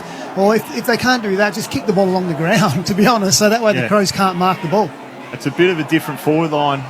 You look down there now, you see McEntee, Amon, Butters, Marshall, Finlayson and May, so they haven't played a lot of footy together either. Tom Rockcliffe and Sean Burgoyne on Triple M footy. We are back in the middle. For McDonald's and Ream Hot Water, Triple M Rocks footy. Margin cut to 4 points. Adelaide lead it 33-29. Rucks go at it. Lyset tried to follow up again. He had some tackle pressure. Ball wrapped up. And we'll go again. Have you seen the midfield battle so far, boys? I don't think any team's getting real ascendancy out of those stoppages as we see O'Brien win another free kick. Yeah, it's been around the ground stuff, hasn't it, really, as they work it to the other side here, Adelaide, after they take it through Laird out of the stoppage. It goes out of play in front of Gallant. We'll have it thrown in. 55 around from Adelaide's goal. They lead it by 4 points, the Crows. Triple M scoreboard. Beautiful day here at Richmond Oval, home of the West Adelaide Footy Club in the Sandford. Crouch, good to see him back after what's been a couple of wretched seasons, really. Saligo sends a high ball forward for Adelaide. Big fist from the side. Here's Thilthorpe getting it to Keys, squeezing a ball, snapping around the body. A bit shallow. Minor score. Margin is out to 5 points. 5-4-34 Adelaide. Port Adelaide a 4-5-29 on the Triple M scoreboard. Big Scotty Lycett's very slow to get up, just hobbling away. So he brushed the trainer off. So that's, he's pretty important to the team. So you don't want to take him in injured to round one or sore. He rolled that ankle against the Gold Coast as well and got up. So plenty of work down the beach to get the salt in there. But he certainly is a bit ginger at the moment as he has a chat with the trainer, giving Hayes an opportunity and a run in the ruck last week. Good to see him get his hand on it. And Brett Montgomery talked about the connection that Hayes probably hasn't got as yet with the midfielders coming through. He's got it with a couple of players like Drew and that who've played a bit of sample footy with him, but a Ruckman-Rover combination takes a while to build, doesn't it, boys? Yeah, it does. It's something that just doesn't happen overnight. Plenty of hours spent on the track, and you asked about the clearances before. It's 20-16 in the Crows' favour, but there's only been one goal, 2 kicked from stoppages, and the Crows have kicked all them. Triple M Red Z lending stats. So Ryan Burton didn't quite connect with that footy at all. It's an up and under ball. Courageous sitting under it though. That was just brilliant. And Butters, as always, eyes on the footy. Comes out wide. Finlayson's got it. There's Butts as his direct opponent. Just on the edge of the centre square. Spots up now. Butters went back and got another one. Kick around the corner. Riley O'Brien read it best. Sitting in the hole again, and Sean Burgoyne shakes his head. Well, he's just reading it perfectly. Kick it to him, man.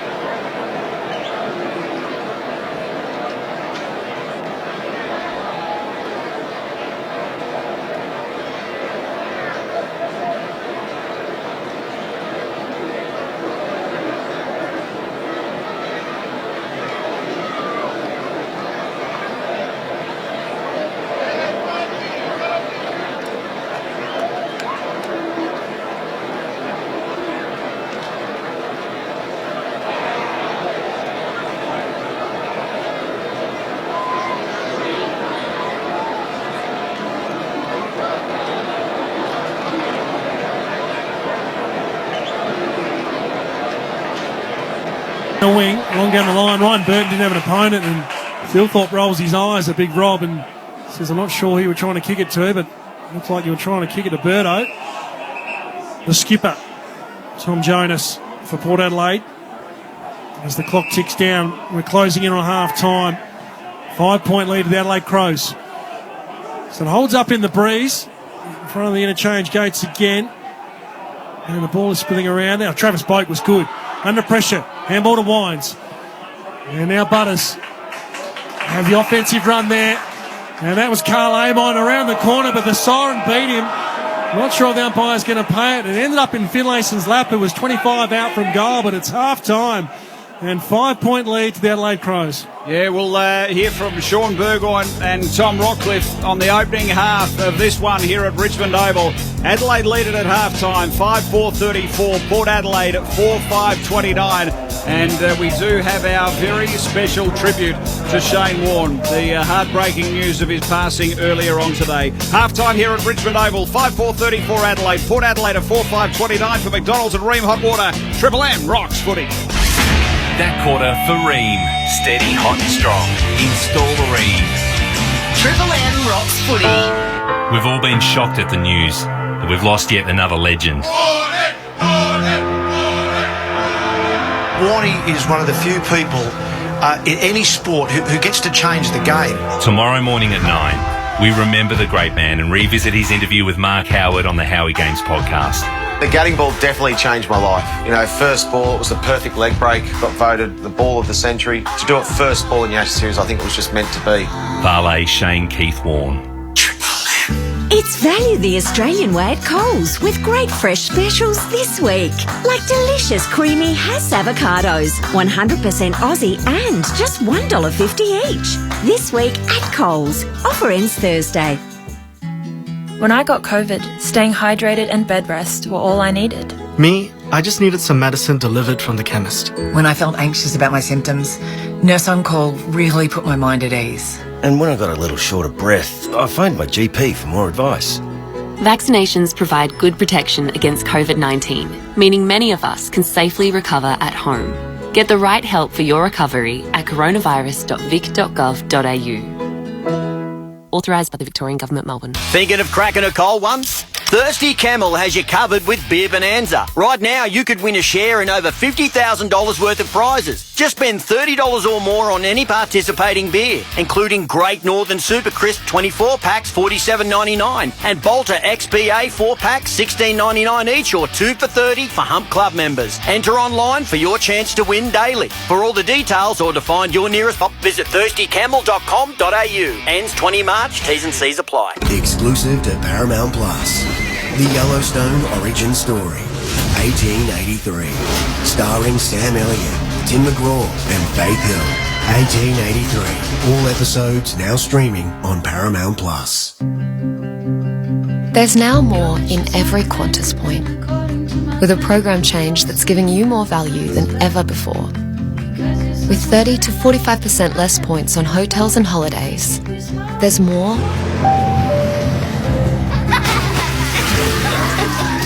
room service in every Qantas point. Qantas Frequent Flyer, now more rewarding than ever.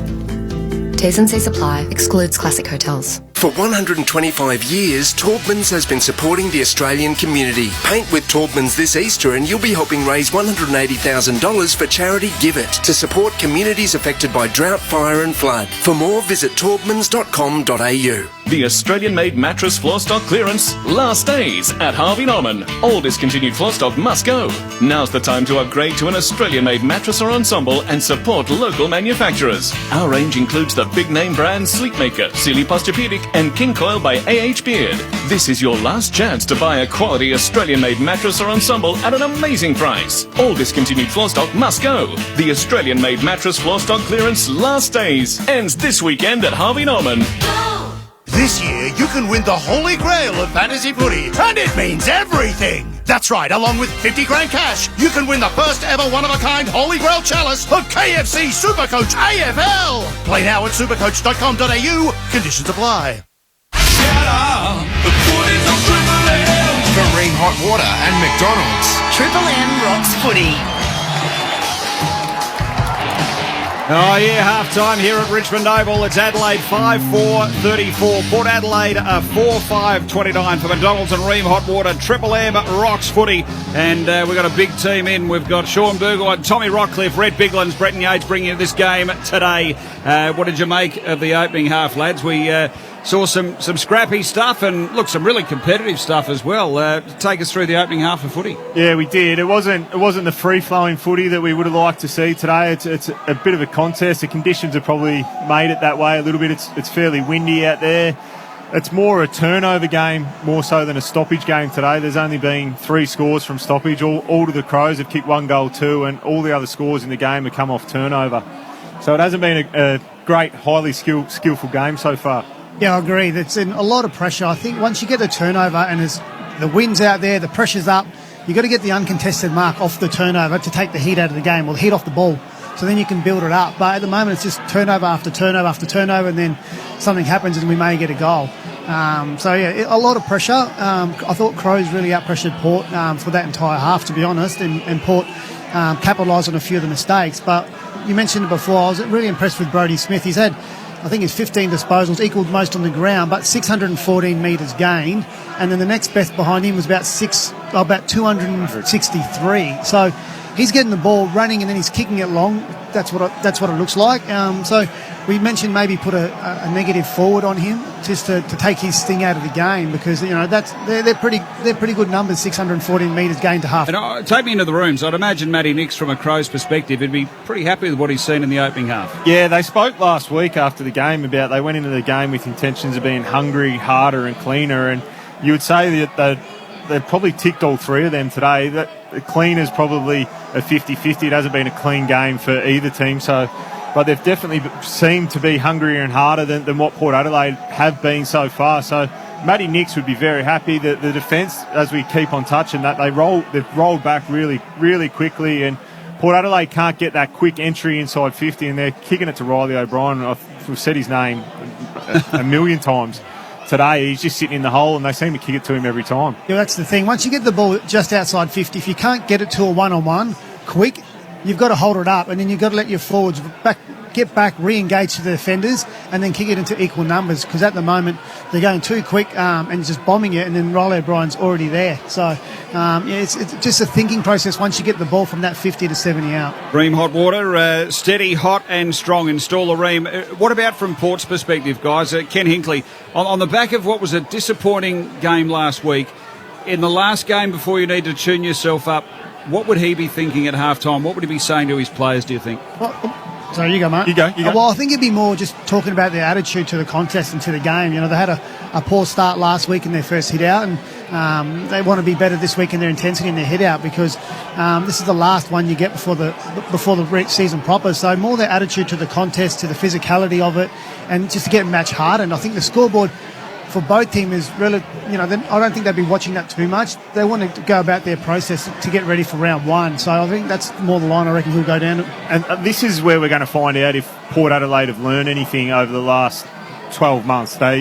When an opposition comes at them, they can't change the momentum of the game. They get down, they can't shift that momentum back in their favour. So we're going to find out in this second half if they've learned any lessons from the preliminary final last year. We've seen it happen again last week.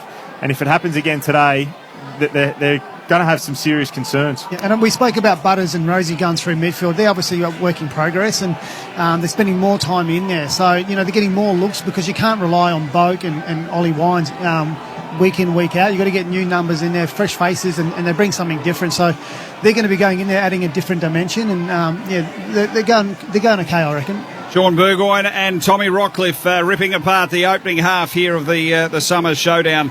Of course, it's half time here. We'll have the second half coming your way as we go around the grounds for Choice Hotels.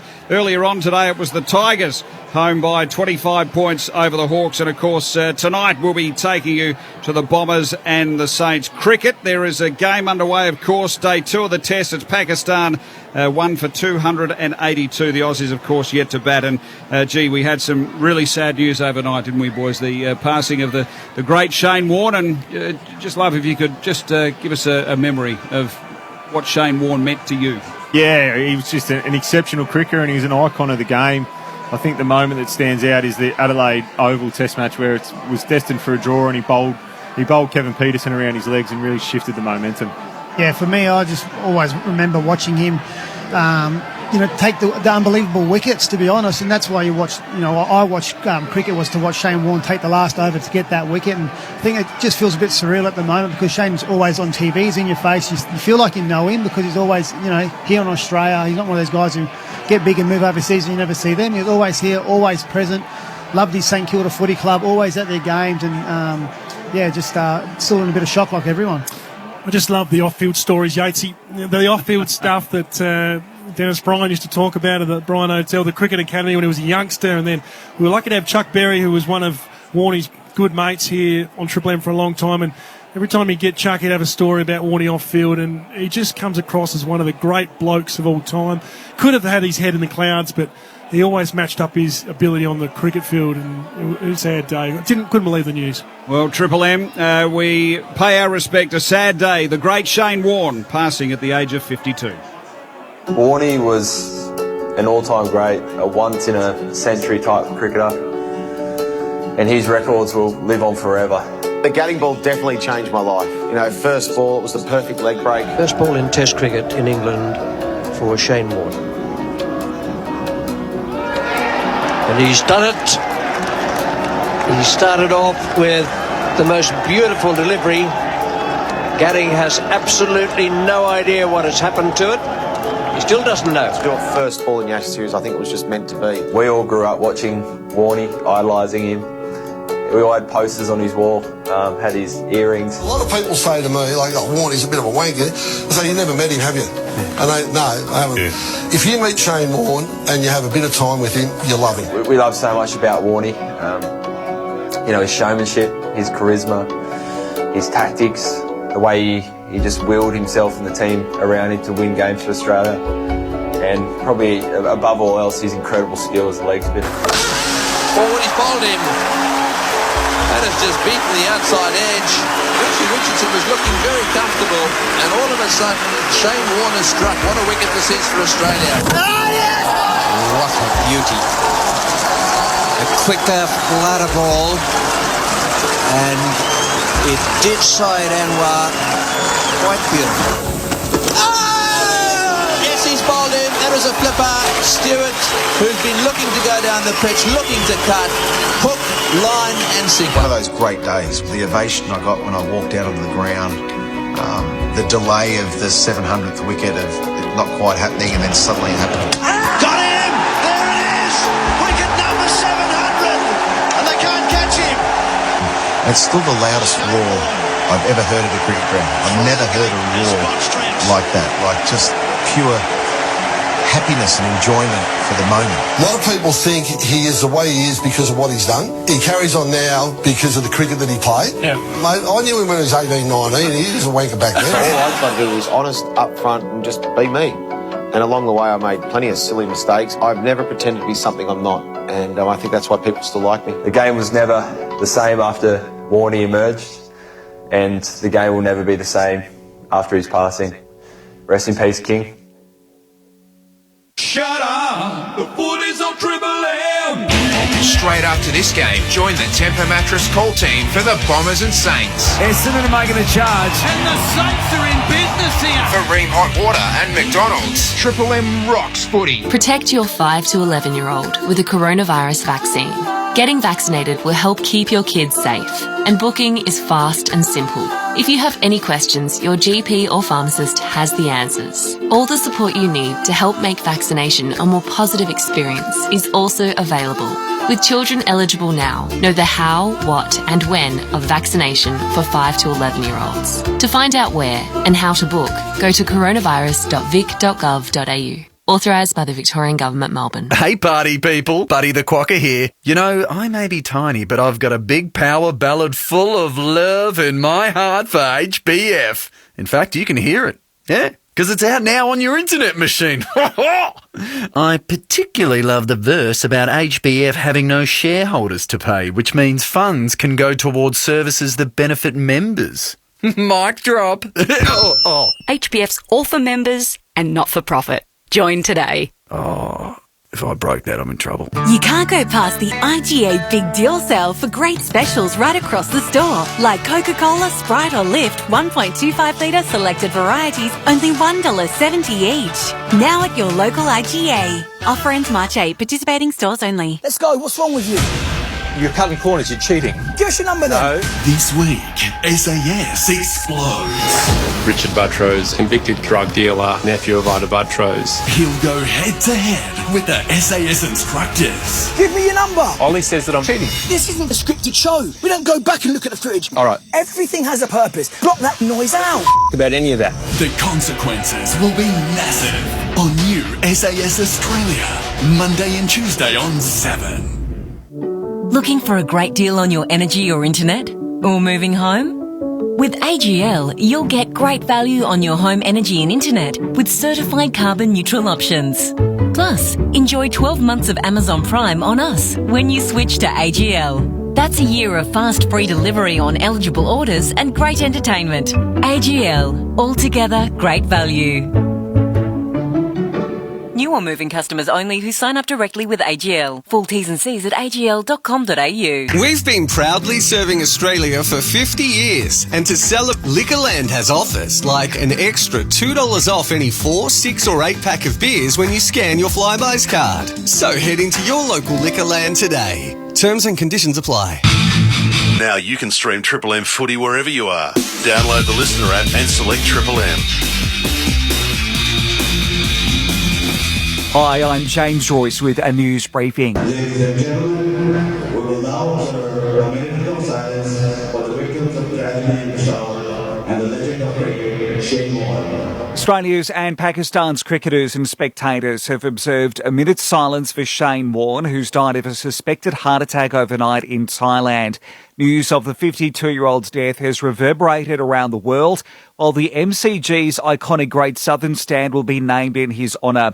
And floral tributes and even a VB stubby have been laid at the Shane Warne statue outside the MCG. Victoria Sports Minister Martin Bakula's paid a visit. He says it's clear how much he was loved. So many people have already come down and laid flowers, and he was beloved by cricket fans and Victorians, and I would expect that without me needing to say or do anything, people will be coming down here all day, all weekend, well into next week. The New South Wales Premier says the devastation in Lismore has to be seen to be believed, with Dominic Perrottet vowing to rebuild the town better after it copped the brunt of the week's floods. COVID has nothing on this in Lismore. This is completely devastating. There are people who cannot go back to their homes. We're going to have to rebuild. It's a crisis. Meantime, the death toll from southeast Queensland's floods has risen to 11 with the discovery of a woman's body on the Gold Coast. And Western Australia has recorded 2,289 new COVID cases, with 28 COVID patients now in the state's hospital. None of them, though, are in ICU. Right now at Snooze, Velocity members can save up to 40% off selected products. Plus, earn double Velocity points. Hurry, sale ends Sunday. Exclusions, T's and C's apply. Checking Triple M Melbourne weather, 17 our low tonight, a couple of showers clearing tomorrow and 20. Partly cloudy and 24 on Monday, then cloudy 22 for Tuesday. Our listener app is the new home of Triple M. Download now to listen live or on demand. Triple M rocks footy. This quarter for McDonald's. Score enough to feed the whole team with Macca's 40-piece Chicken McNuggets pack. Yeah, half-time, Richmond Oval. It's the Summer Showdown, and the Crows lead it by 5 points. 5-4-30 for Adelaide. Port Adelaide a 4-5-29 for McDonald's and Ream Hot Water. Triple M rocks footy. We've got Tom Rockcliffe and Sean Burgoyne, along with Red Biglands, covering this big clash, the Savo. We've got a half of footy, boys, before the season proper gets underway. What do you want to see from these two sides in the last two quarters of footy in the pre-season? I think the game and the conditions aren't going to allow free-flowing footy. So from both teams, you just want to see them rip in and have a crack here. Who wants to be harder? Who wants to win those contested situations? And you'd say that the Crows have been better at that so far. Their pressure's been a lot higher. So that's how Port Adelaide respond now. And also just what they're doing with their play. We saw Tom Dudo running some strides, so it looks like he might be done for the game. He's played a half of footy, and then who plays out the game for Port Adelaide as well to see, are we getting ready for round one? Because there's still spots up for grabs as well. So young players want to cement their spots. There's mid-tier players who are still trying to hang in there as well. So for both teams, are they still going to have their best 22 out there? Just joined as well, Robbie Gray had a slight hamstring awareness. Love that one, where he was aware of his hamstring and he'll sit out the rest of the game. Just realised he had 2 hamstrings, so he's aware of that. And hopefully there's nothing more of it. So Tom Duday is on the interchange, but we saw him running strides, so he suggests after starting on the interchange he wouldn't play too much in this second half. It was Adelaide by 2 points at quarter time and a 5-point lead at half time in blustery conditions at Richmond Oval. So we're not far away from getting the second half underway. Charlie Dixon, of course, yet to return for Port Adelaide. Do you think they can play the 4 tools, Port Adelaide, when Dixon's up and ready to go or not? Is it a 3-pronged attack? I think one will get squeezed out. I think they'll be too tall up front if you go with 4. That is a tight squeeze, Rocky. Who's your prediction? Because you've got Marshall and you can't drop Finlayson, you've just recruited him to the club. Yeah, well, it's Georgiades or Marshall, I would think, at this stage. So whoever starts the season better will retain their spot. Great to have Tom Rockcliffe and Sean Burgoyne on Triple M footy all year. The McDonald's and Ream Hot Water, Triple M rocks footy. Plenty of feeling at half forward again. We can see Murray and Marshall just renewing acquaintances, and Finlayson hasn't got a lot of it so far. Butts has been right in his back pocket, so it's still in the centre bounce after 2 bounces, and now they just hack one forward. Chase Jones going back with a flight on Boat was really good, but he gave away a free kick in the process, and Boat gets on with it quickly and has the runner inside, and that's Butters inside forward 50. 45 metres out, going with the breeze this term, Port Adelaide, and he'll line up for goal. Well, he started on ball in the centre square, so if you're a Crows midfielder, you're going to know Zach Butters is going to run hard forward, especially when he can get on the end of that. So just, one to be wary of. So he was dominant through the midfield against the Gold Coast, Zach Butters. One of Port's linchpins, if he can play all the games this year after missing half of 2021. And he strikes it from a left to right point of view with the breeze, but it goes straight through. Port Adelaide have hit the front. They're 5-5-35. They lead this one by 1 point on the Triple M scoreboard. Yeah, good start for Port Adelaide in this third quarter. It's another scrap fest. There was a few repeat stoppages there, and then a free kick was paid. So the Crows like to take the back shoulder in the centre square bounce, so Port Adelaide aren't going to get those clean clearances coming out the front. So you've got to manoeuvre either way, and the Crows players are trying to squeeze the Port boys in underneath the contest in those centre bounces. So taking a back shoulder, what's the idea of that, Rocky? You're trying to stop them clearing out of the stoppage. Yeah, they may be a bit worried about Port Adelaide's leg speed in there with Butters and a few of those guys going through there, so they don't want to give them the space on the outside of the contest. Tom Rockcliffe and Sean Burgoyne on Triple M today. Seabus Super Special comments. We're back in the middle. Port lead it by a point. For McDonald's and Ream Hot Water, Triple M rocks footy. Laird and Willem Drews in there, and it's all tied up. So we'll go again. Couple of minutes into this third term. Picture perfect conditions. A little bit of breeze, but good playing conditions. I would have thought as Sloane tried to hack it out of midair. Ollie Wines, he was midair giving a handball there. It ends up with Byrne Jones. Gets it working to Rosie at a one-on-one. Smith there with him. Rosie, he's wrapped up. Is he going to get rid of it? He's sort of hanging on to it a bit. Umpire says no prior. So we'll have a ball up, half forward here for the Power. Travis Boak with 14 disposals. Triple M Red Z lending stats. He averaged 28 last year after running second in the best and fairest for the veteran.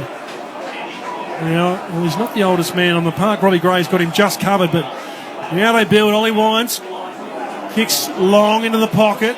Georgiades couldn't quite bring it down, had first hands on it. Boundary throw in, 15 out from the Port goal. I think we've seen an intent here for Port Adelaide to try and move it a lot quicker inside 50 so they can get those one-on-ones. Speed of ball movement with the wind for Port Adelaide, the key. Want to get in there quick, not to allow Riley O'Brien to get back. So Finlayson takes the ruck, brought it to the front of the stoppage, double-fisted it. Butters overran it. Rory Laird, clearing ball to the outer side in front of the old scoreboard, and it'll trickle over the boundary line. No, it just stays in play. Lysett fighting for it. Big man again doing well, and seeing Josh Sin in there. Great pick-up for Port Adelaide. Some excitement around him. Just 5 or 6 games in 2.5 years coming off the back of COVID as well for Josh Sin. In line for a debut in round 1, hopefully.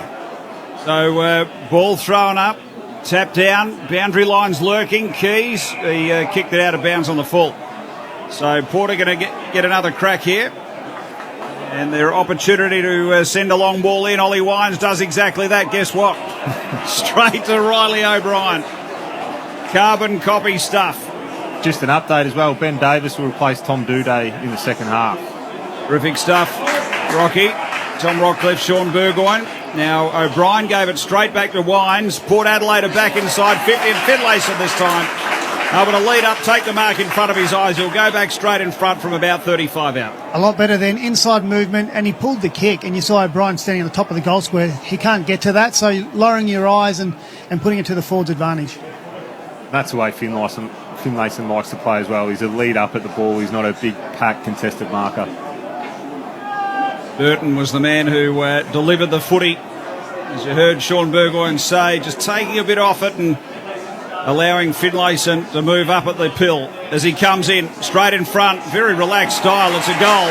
So Port Adelaide get back to open the third quarter. They're 6-5-41. Adelaide a 5-4-34 on the Triple M scoreboard.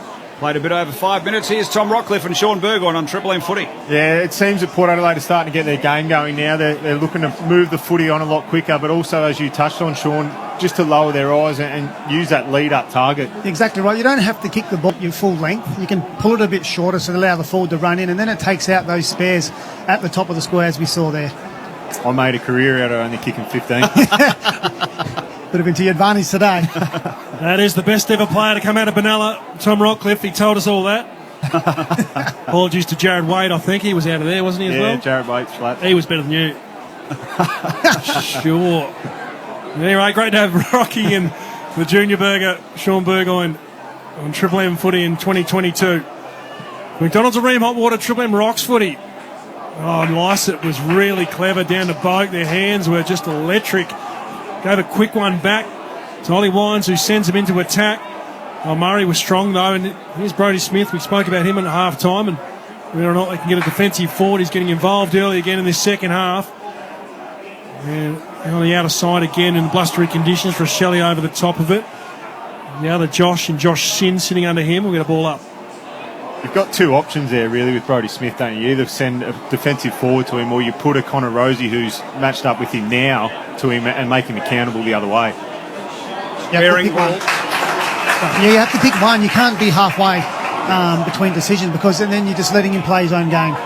Sean Burgoyne there with Tommy Rockcliffe. Here's Rochelle for the Crows going forward. Thilthorpe used the body on Cleary. Got the space at the back, picked up the ball. Cleary kept hassling. Chance here. The fog, he's not sure what to do. He runs in right to the goal line and slots it through. Gee, he was undecided, the big fella.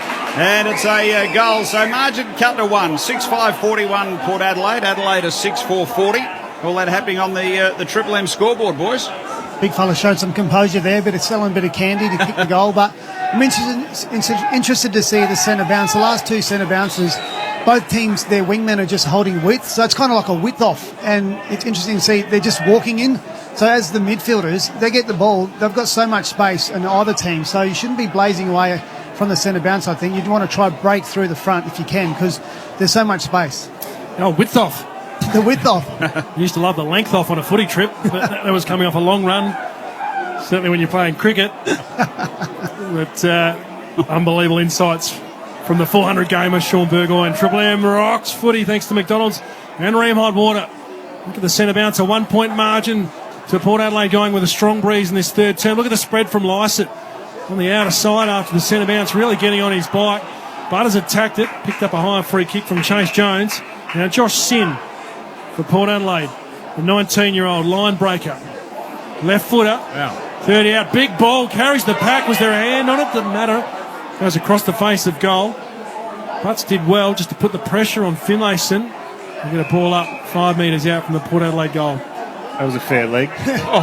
So, Rocky, it was pick 12 for Port Adelaide. We'll come back to him in a minute.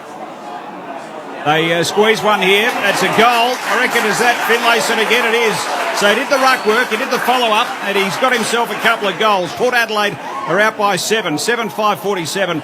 Adelaide are 6-4-40 on the Triple M scoreboard. But you said in that second term, Rocky, that Xavier Dersman is under a bit of heat from this newcomer, Josh Sin. Can you tell us a bit about him and what you like and what Port Adelaide seem to like about him? Yeah, he's a run and carry type player. He's got good ball use on the outside. He's going to put some pressure on for Dersmer and the wing type to hold their and retain their positions. We've seen Dan Houston move up to the wing from halfback, so he will definitely play Dan Houston, and then it's a matter of who the other one is, whether it's a Dersmer, a Sin. We've seen Carl Amon play a little bit inside, but he'll still play on the wing at times as well, so there's pressure on for spots. Josh Sin, elite speed as well, can run I think 100 in low 11s. Wow.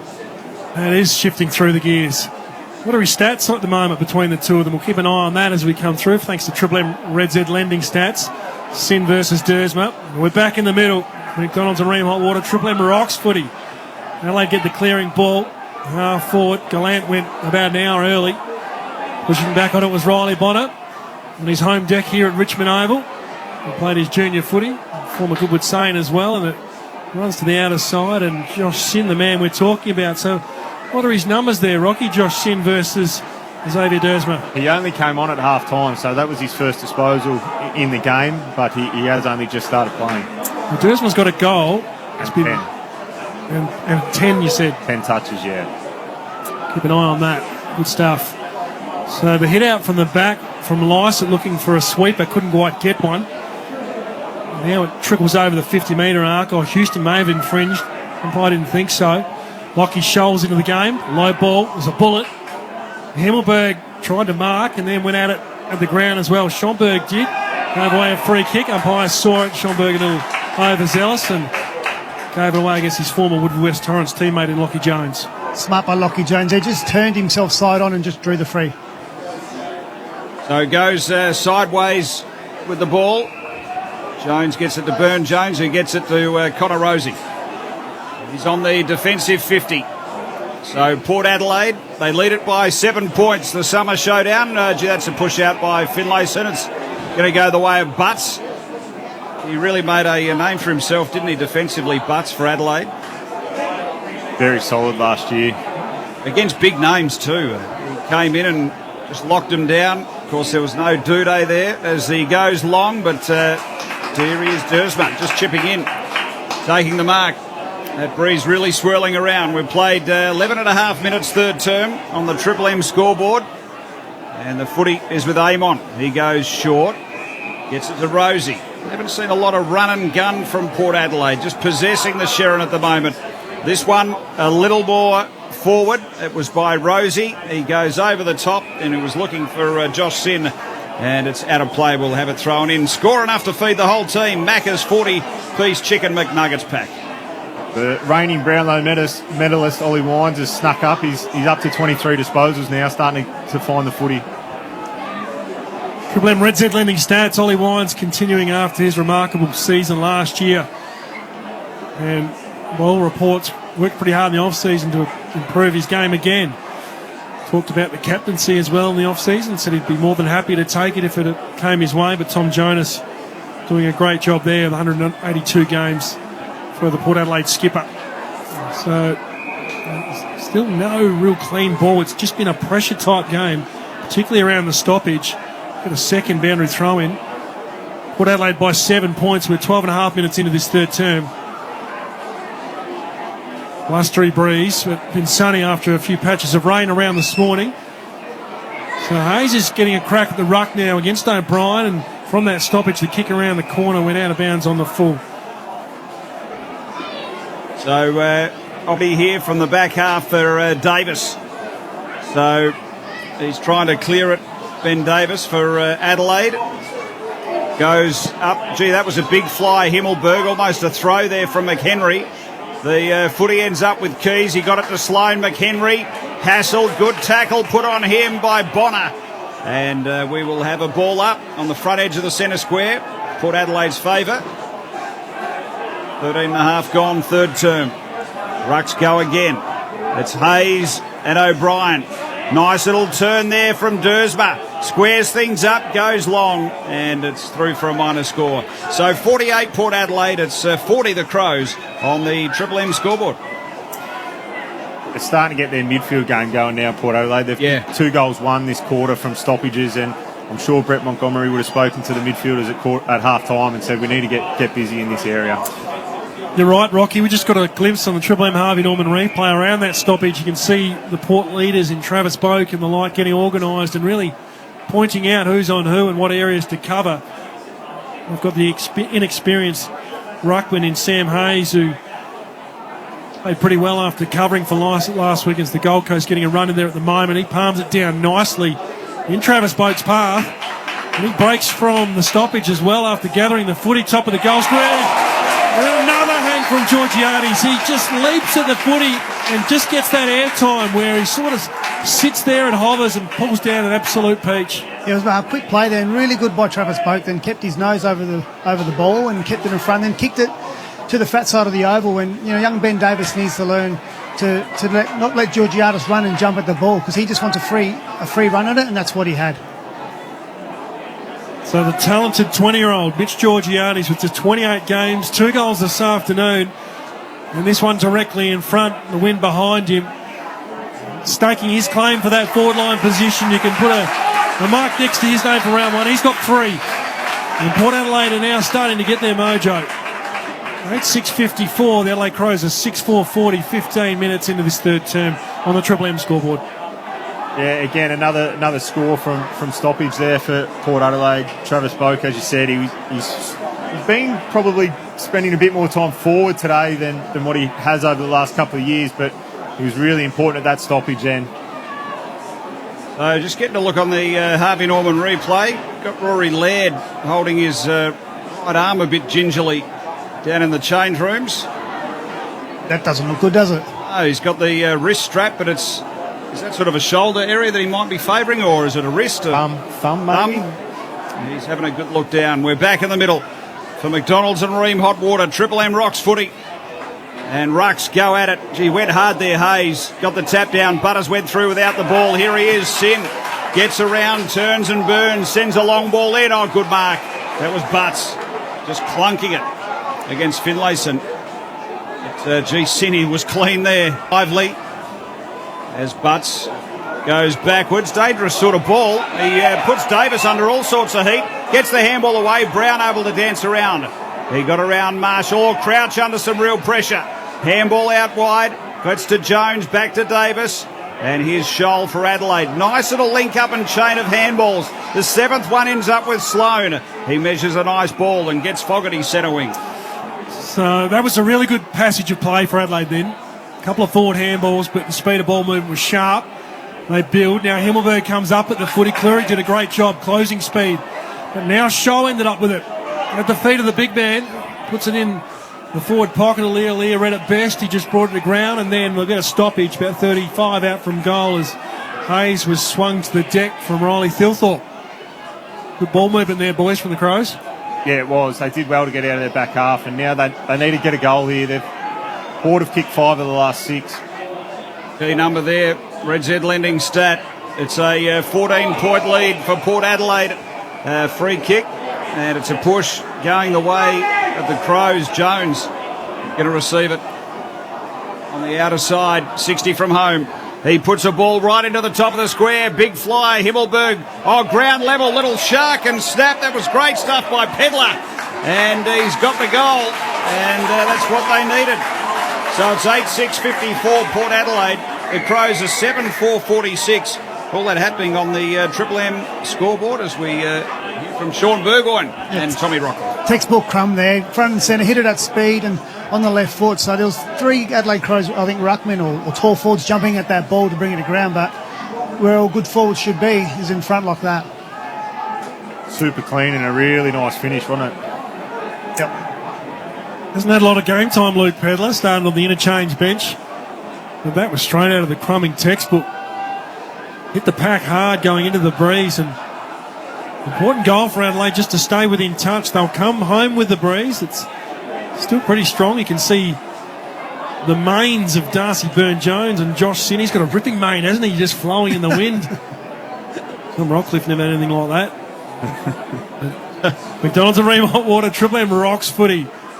Lysett trying to drag one down to the sweeper position. Umpire gave away a free kick against Willem Drew. Went to Rory Sloan, who was first at the footy. He dumps it 40 out from goal. Gallant had a look at it. Couldn't quite get hands on it. Now the defenders peel off for Port Adelaide through Tom Jonas. So it ends up with Lockie Jones. He measures a nice ball. Got it out wide to Avon. Here's Willem Drew. So they're linking up here, Port Adelaide. Marshall have really been able to sieve out the back. And here's Finlayson. Handball to Rosie. He'll run in, open goal and get it. Sends it home. And Port Adelaide, they push out to a 14-point buffer again. 9-6-60.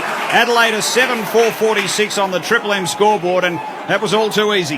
Well, we just saw that transition there. So Tom Jonas got the ball out and then to the free play, and the Crows just kept cascading forward, and then it was just a bunny hop, handball over top, handball over top, handball over the top, and then shot on goal for Connor Rosie. And you know, that's exactly what Adelaide Crows did in the previous passage of play, where they got it to the open side and Port pressed them, and they bunny hopped all the way down and got it inside. So the team that actually gets it to the open side in the last 5 minutes has had the opportunity to kick a goal. Yeah, it's become who can get it to the outside and get that free-flowing footy now. It's going to be whoever does that the best in the last part of this game are going to walk away the winners. Tom Rockcliffe and Sean Burgoyne taking care of the Triple M C-Bus Super Special comments here at Richmond Oval for the summer showdown of McDonald's and Ream Hot Water. Triple M Rocks footy will have a rebounce. Couldn't quite get enough purchase on it. Or is there a free kick? No, it is. There's a free kick being paid for another hold. The umpires have been red hot with that stuff, and Sam Berry ends up with it. For Adelaide, his kick was smothered by Willem Drew. Great concentration on the mark. Not giving up on the play. Coaches love that stuff. Now Drew gives it back to a running Boak who's looking like he's 19 years of age. Through the middle of the ground, to the top of the goal square, and Butters. That's Rosie wants a free kick. He's going to get it. There was a hold.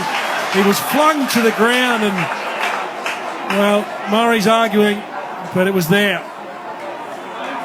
Yeah, I wasn't quite sure which way he was going to go there, but if you go back to the centre bounce with Adelaide Crows at the free kick and the young player just rolled, the difference between kicking that ball from there and getting it, 15, 20 metres out from goal, or kicking it into the man on the mark and Port Adelaide get the turnover and transition.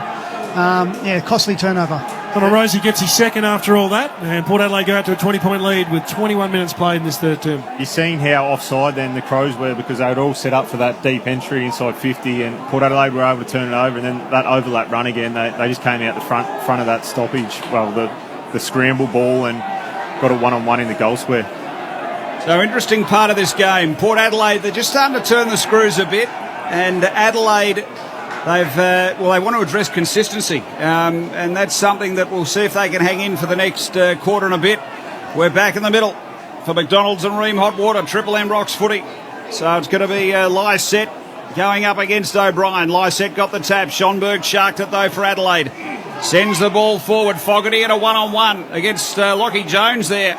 Ground level Pedler. He's been lively. Looked like it was half held without it. No free. Bonner came steaming off half back. Gave it to Drew. Gave it back to Bonner. Left foot ball. Here's some open forward 50 for Rosie to try and do some work. He outbodied his opponent McPherson, but Butts came to lend a hand. Oh, Connor Rosie left it in. Little bit of pre-season magic from Connor. So he has kicked one of the best points you'll see. And great stuff. Port Adelaide are out by 21 points. All that happening on the Triple M scoreboard. Well, McPherson takes a big sigh of relief because he's had some epic one-on-one battles with Rosie, and that was a remarkable effort from Rosie to keep it in play and type-break the boundary line and snap it round. It didn't miss by much, but McPherson needs it out of the area, but it's going to come back in. Here's another look at it. And he flew, Riley O'Brien again, been Adelaide's best. Sitting in the hole, kick behind the play, reading it, courageous pack mark. Very impressive. I think, I've got him best on it at the moment as well. So Adelaide, they just work it in the back half. 21-point leaders, Port Adelaide. And they're just messing around with it, Adelaide. They're going to cost themselves a goal here. So goal goes to McEntee. And they get another one, the power. So they're 11-7-73, and the Crows are 7-4-46 on the Triple M scoreboard. Sean Burgoyne and Tommy Rockcliffe, that's not the sort of stuff you want to be doing on the last line of defence. Yeah, they're the deflating moments, particularly when you're a young team. You don't want to make a mistake on the last line and give up an easy goal. When they controlled the ball, they've done all the right things. Riley O'Brien had got back, taken the intercept mark, and they just tried to chip it around a little bit too much. We spoke about that. They want to play that style. They want to take some marks in their back half uncontested, but there's a time and a place for it, and sometimes you just got to clear the area. I also do like the quietest player I've ever come across, Jed McEntee, is wearing the loudest boots possible. He's got some bright colour and some bright wheels there. We've got there at the Triple M Harvey Norman replay. That's Rory Laird putting his shirt and clothes on. He's had a shower, so possible thumb injury there for him. We'll keep you updated there. Robbie Gray coming from the field with a bit of hamstring awareness. So we saw him chatting to the coaching staff at half-time as well. So if McDonald's and Ream Hot Water, Triple M Rocks footy. Adelaide are going to go forward through Rochelle, who again had some big moments. Already kicked one, kicked three last week. So long to the 30 out from goal. They couldn't quite get the numbers there. The defence for Port Adelaide stacks up, and now they run. Drew to Boak. Dersma lowers the eyes, spots up Marshall. Terrific spoil there. That was Murray. He was courageous, got a late fist in, shut down the play. Right in front of the interchange gates, hovering around. Boat goes back in for his third effort. He's going to get a free kick. The veteran is smart. He knows the pressure comes from behind and picks up a push from Matt Crouch. He just squares it up, Boat, to Houston.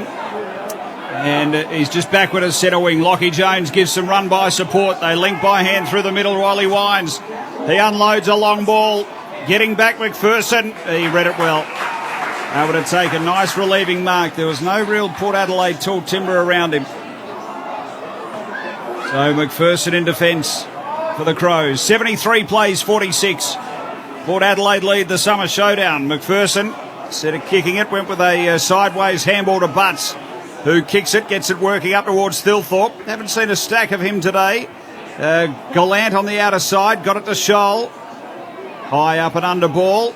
Goes to the line and it's over. We'll have it thrown in. We spoke about Brodie Smith and his impact at half-time. He hasn't touched the ball in this third quarter yet, so I'm not sure whether they've put time into him, but he's not getting his hands on the footy and giving them that bounce off half-back that he was in the first half. Donuts on the Triple M Red Z Lending stat sheet in this third term. Impressive start from Brodie Smith. Much quieter now. Dan Houston's been consistent today. Gathers from the stoppage. Lockie Jones under some enormous heat from McHenry. Did a great job, McHenry, put on the pressure and then put on the Jets. Tried to break out of there. Ryan Burton's in all sorts of trouble. Gallant hacks one forward, but the free kick is going to be paid to Burton because he was held on to too long. McHenry is the real barometer, isn't he, up forward?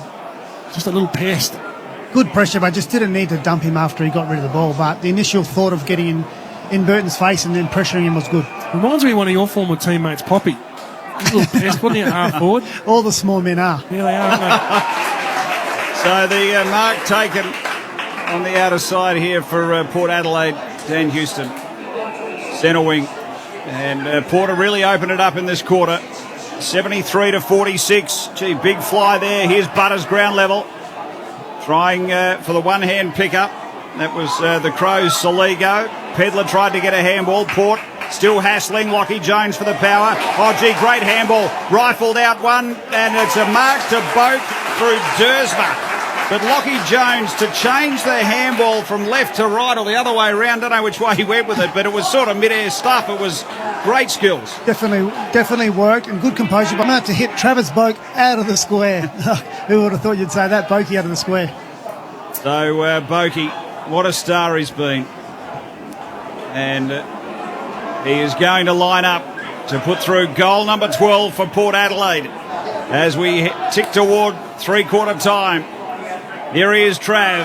No mistake made.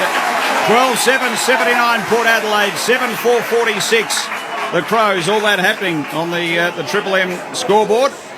We spoke at half-time about learning about Port Adelaide and if they'd learnt the lessons from the past, and you'd give them a tick in this third quarter. They've came out with a real intent and got the game on their terms. Yeah, they have. They've really upped their intensity around the ball. We've said that, you know, they're a bit more composed and getting more bang for buck. But the other thing as well is we're seeing Rory Laird come off, you know, Brodie Smith have a quiet quarter, and Tom Dudo come out at half-time, which is showing now because Port are really and truly on top. Very similar to the Showdown 50 last year, and many games for the Adelaide Crows where they can go with sides for a certain period and then the pressure drops off and they get busted open. But Port Adelaide getting a bit of confidence about their style of play, and Jackson Mead having a run in the centre bounce now. McDonald's and Ream Hot Water, Triple M rocks footy. Just on Ream Hot Water, they're steady, hot and strong. If you're looking for one, install a Ream. O'Brien over the top, belted it forward. The front edge of the square. Schomburg couldn't gather, and then all of a sudden Port rebound off the fence.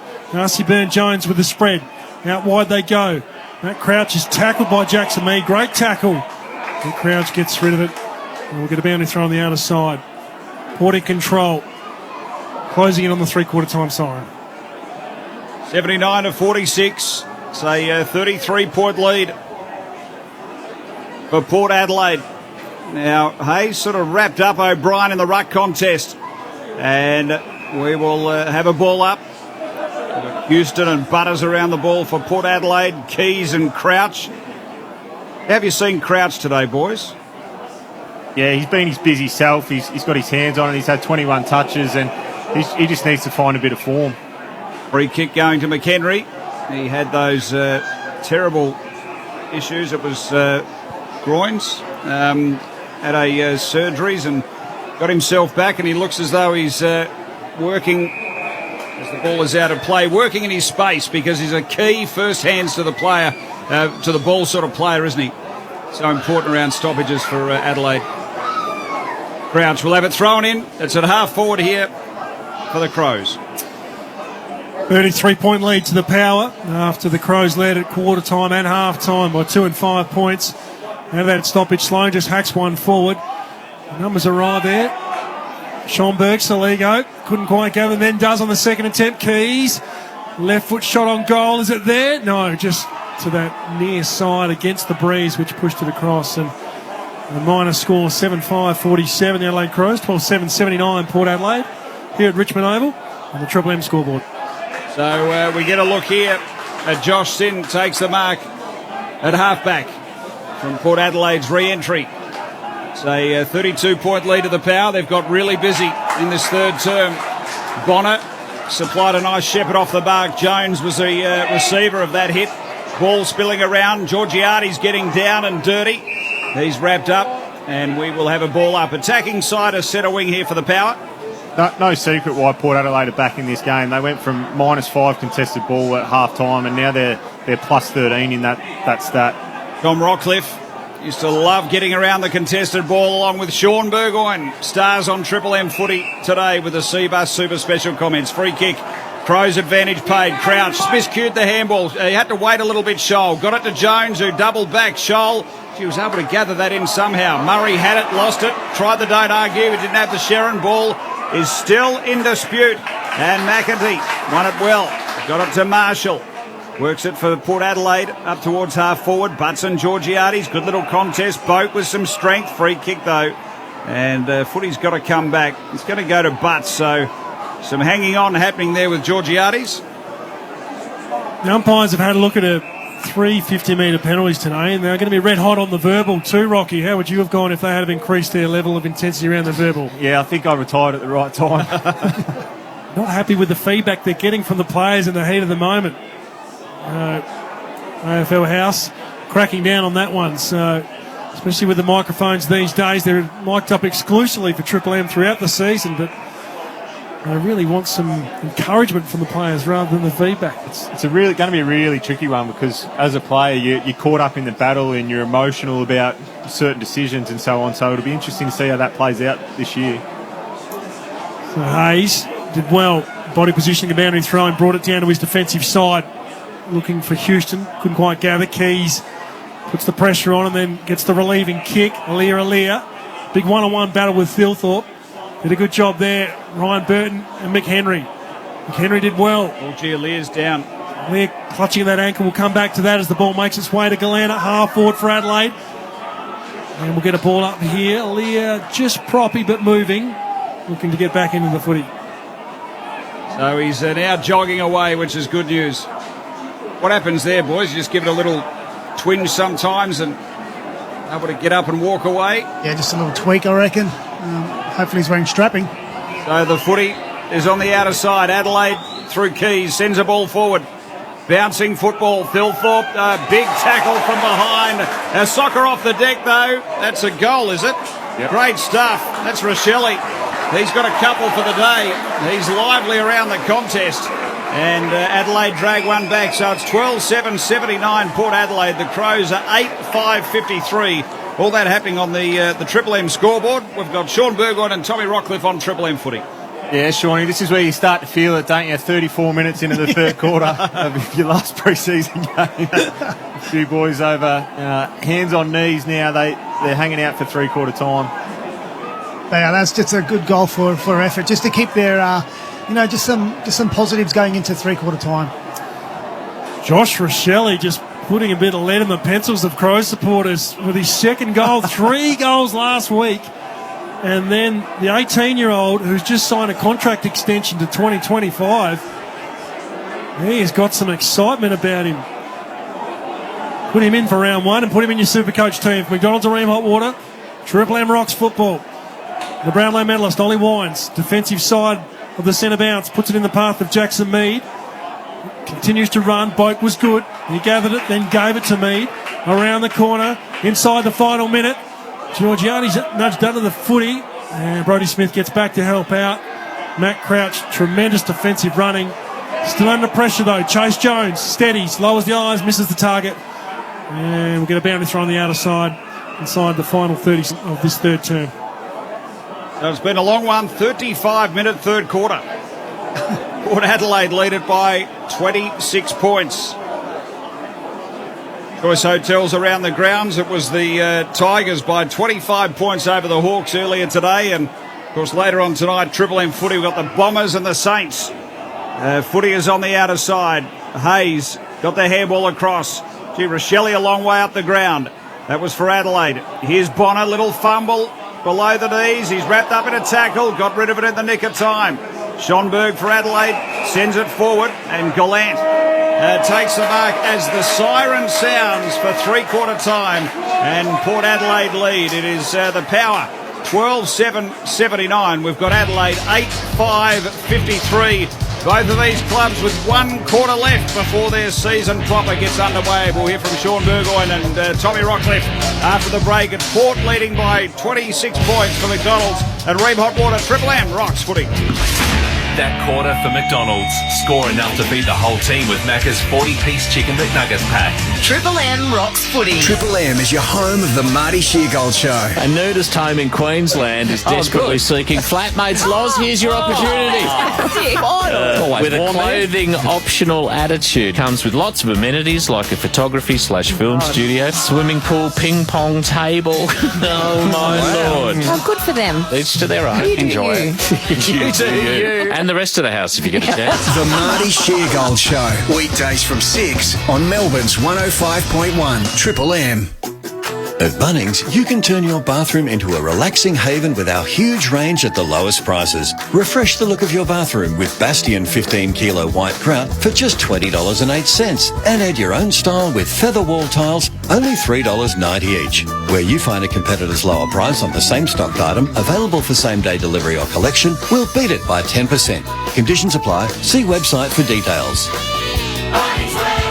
Lowest prices are just the beginning. Okay. Get ready for this revelation.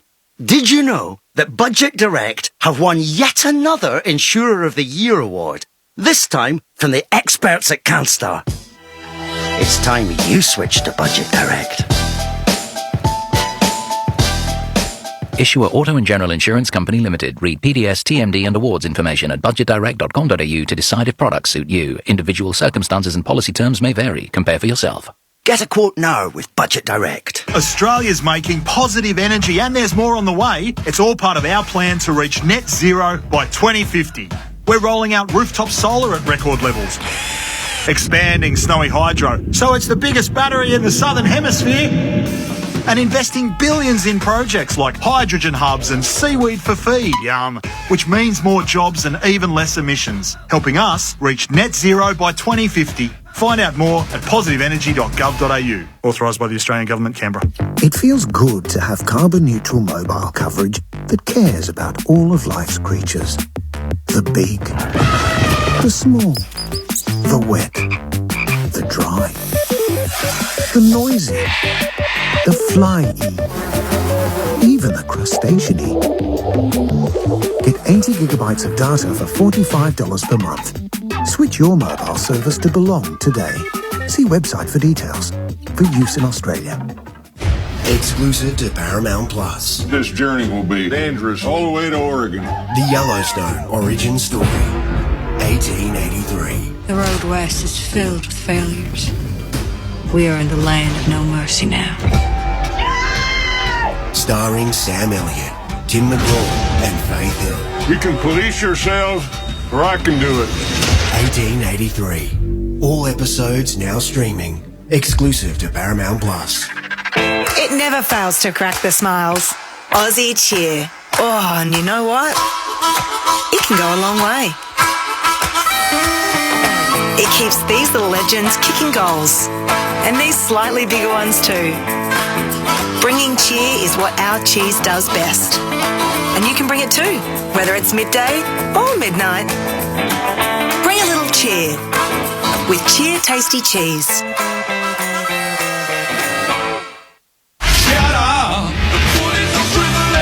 Triple M rocks footy.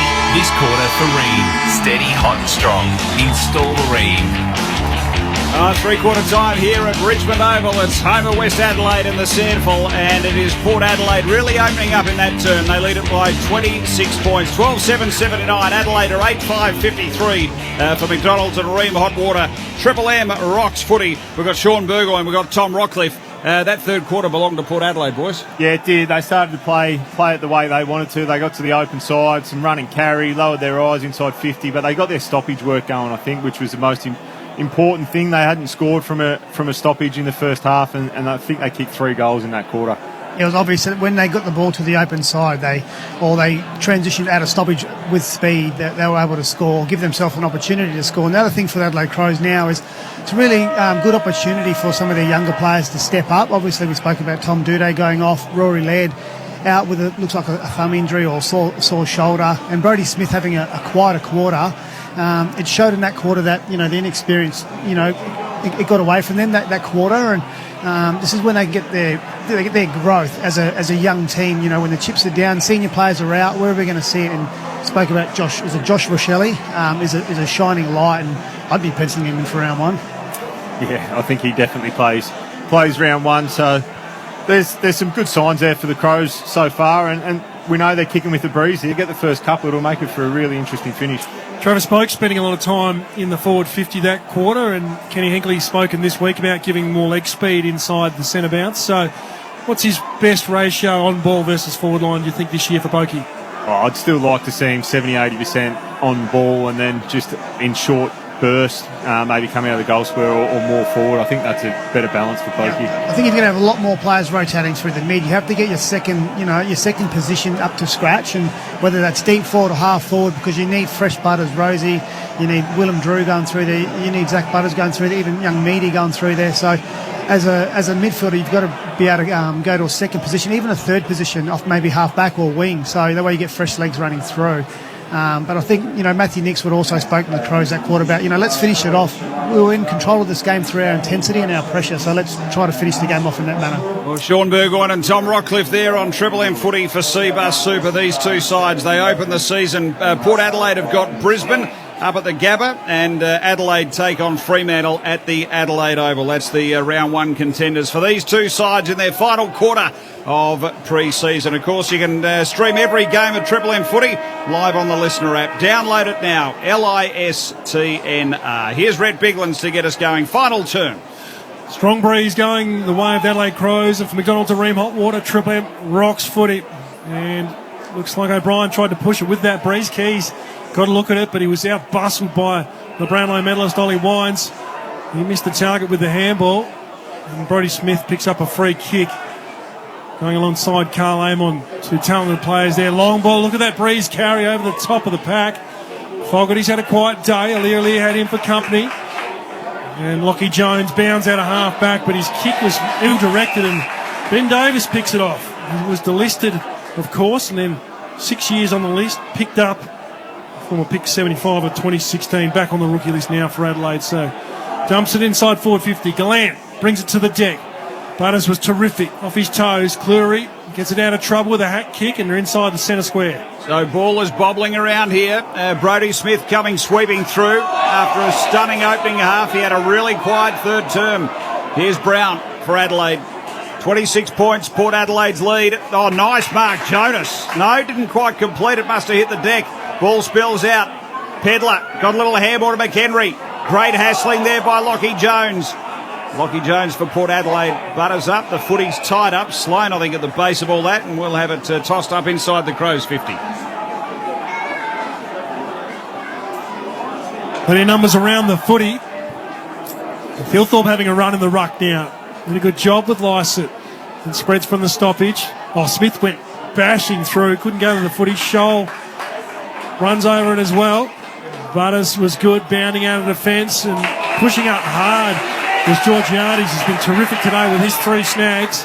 Ben Davis for company couldn't spoil. And what a talent he is. Mitch Georgiades, just 28 games and 20 years of age. So Dixon out of the side, possibly for round one. He'll play that role where he comes up. But again, he dumps it down the line, and Riley O'Brien just picks it off. I think that's his 6th contested mark for the day. Massive Red Z lending stat. He has been on fire, O'Brien. Here's McHenry, Adelaide working forward. Came off the side of the boot a bit. It probably wasn't the pocket he was looking to go. It falls to Thilthorpe and it bounces, rolls out of play. A pocket, I talk about pocket of space. He had Fogarty leading into it. It ended up going to a couple of Port players in the end. We'll have it thrown in right near the point post for the Crows.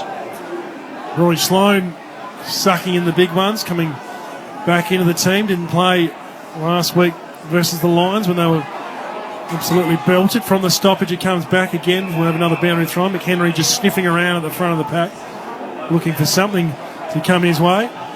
21-point loss Port Adelaide had against the Gold Coast up at Metricon. Perfect conditions here today with a strong breeze. No rain about. It was slippery last week.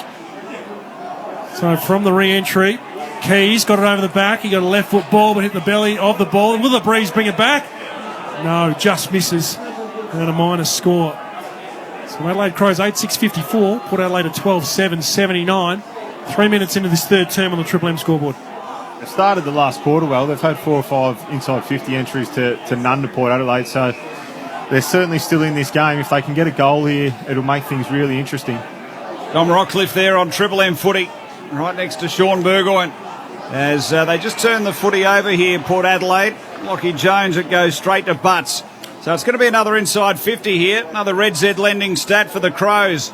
As Sean Burgoyne touched on, they just want to run this out and keep themselves going. They're certainly doing that at the moment, Adelaide. I think Fogarty threw it in the end after he was under some real pressure. Here's Burn Jones for Port Adelaide. Runs out a half-back, delivers a handball to Dersma. Nice measured ball. Here's Rosie, just backward to centre wing. He's going to wait for the players to get in front of him. So he slows it down. And he'll look for Lysett to provide the contest along with Marshall and make sure Riley O'Brien doesn't mark another one. So it goes a little bit wider.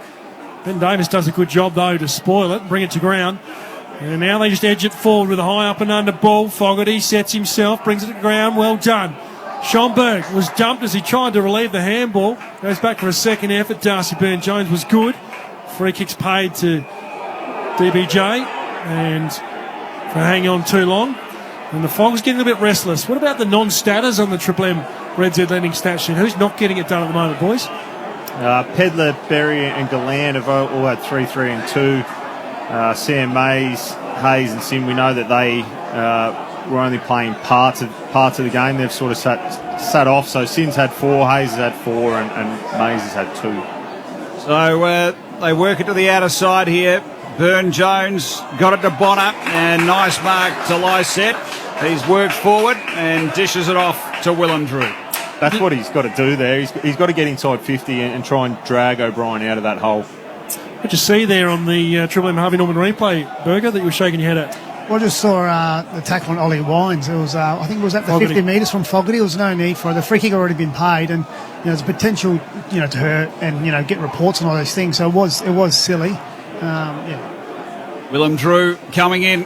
Sean Burgoyne there on Triple M footy. Kick on the way. Hasn't quite got the journey. Big fly, Georgiades. Oh, he's good for a screamer, isn't he? He came from third back. He's going to go back straight in front and he'll whack through the goal.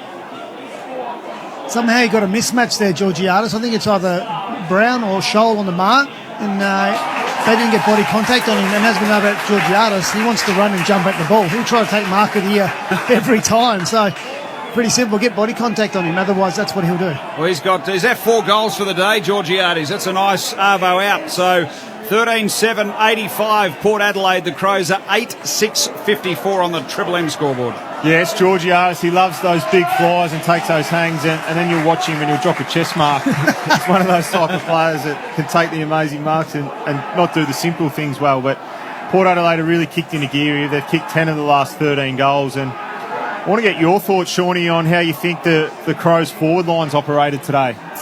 Yeah, well, the start of the game was all around pressure. McHenry and the small guys were putting on real good pressure and keeping it in there, and that's where they were getting the opportunities from. And Rochelli's just added the icing on the cake with a bit of a bit of magic here and there. So they need to lower their eyes and kick it to their advantage a bit more and make more of the opportunities, I think. Triple M C-Bus super special comments from Sean Burgoyne and Tom Rockcliffe here on Triple M footy today. McDonald's and Ream Hot Water, Triple M Rocks footy. Free kick went the way of Berry. He gets on with it quickly. Gallant running the footy. Great spoil from Aliir. Put his fist right through the Sharon. Waiting for numbers to come. He got his own ball though. Said don't worry about it.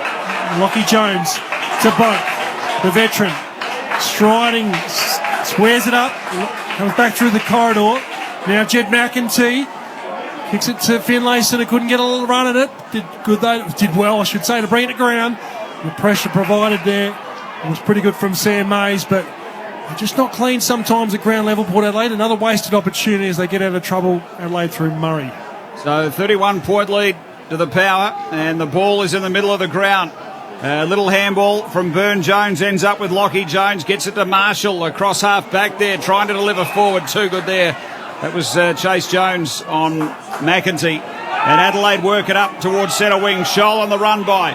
He was telling Rochelle where to go. Rochelle was telling him where to put the ball. It ends up with Smith. He goes with a long one inside 50. Cleary got the fist down. Here's Gallant. Nice little roving snap. And he has got the goal.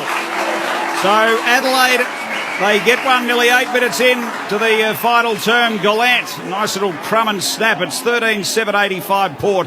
Adelaide tick along to 9-6-60. Margin back to 25 points. Triple M scoreboard. Tom John Burgoyne on Triple M footy. A really good crumb and goal there. That's exactly what you want from a young player, hitting it like that. It's a good snap. But we spoke about the forwards just a minute ago. That's how you can be better. When the ball is kicked inside 50, you had a 1v1, and the ball just needed to be advantage side of the Crows forward. It wasn't. He brought it to ground, which was really good, but you can make the forwards' job a lot easier if you especially unpressure kick inside 50, put it to their advantage. Yeah, good composure on the wing as well from Scholl. He's seen that Port Adelaide had numbers back. He stopped and propped and transferred the ball into the corridor to Smith, who then went inside 50. McDonald's and Ream Hotwater, Triple M rocks footy. Lockie Gallant back off the COVID list. Gets a crumbing snag, and a good one at that. So Mead was clever out of the centre bounce. He came at it with speed, but missed his target with the handball.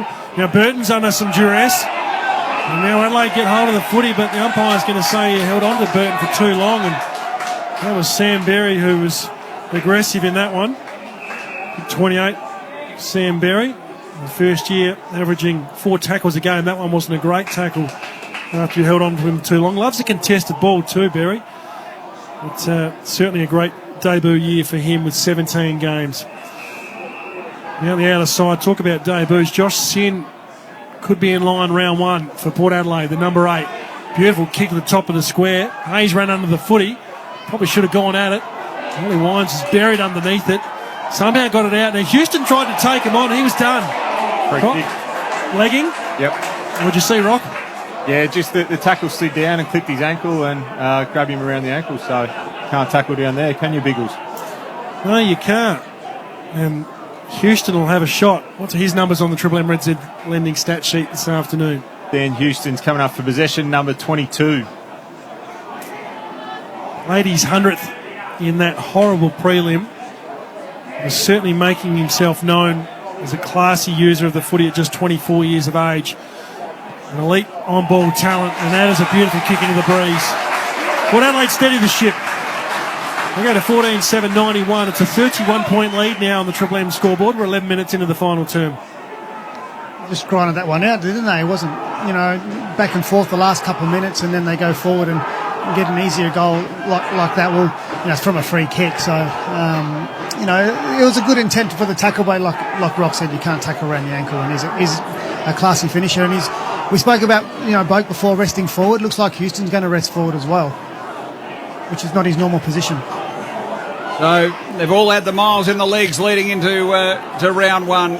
And some are not out there, some are being played in different positions just to make sure they're cherry ripe and ready to go. Of course, Darren Burgess now with the Adelaide Footy Club as well. The Premiership fitness guru, I guess you can say, coming from the Demons. We're back in the middle, formerly at Port Adelaide, of course, for McDonald's and Ream Hotwater. Triple M rocks footy. Now Keys look to be held on to, and certainly threw the arms around like he was. Ball spills out, Dersma. He had it, got boot to ball, bounced off, then he went and got it again. Here's Sin, he's been very clean. Drew, he was tackled. I don't think he got boot to ball, so McHenry will get the free here. He's been his normal, busy, live wire sort of self with the odd undisciplined act that we saw earlier on. giving away a free, but that's all part of the package. Just trying to reduce that negative stuff as McPherson sends a long ball in for Adelaide. Porter got a heap of numbers. Here's McHenry again, trying to gather. Rochelle right there with him. They're going to supply some real excitement for Crows fans this year. And it's out of play, 25 around from the Adelaide goal. The youngest player out in the park, Josh Roselli, is certainly confident in his own ability. The top pick in 2021, inside the top 10 for Adelaide, and looks every part of a young AFL footballer. His crumbing goal before off the deck was just brilliant. His body seems to be holding up as well as far as his size. He doesn't look too small, so positive signs for the Adelaide Crows. He provides the pressure here on cue with a smother, Rochelle. And another boundary throw in. Port Adelaide by 31 points, 30 minutes played in this final term.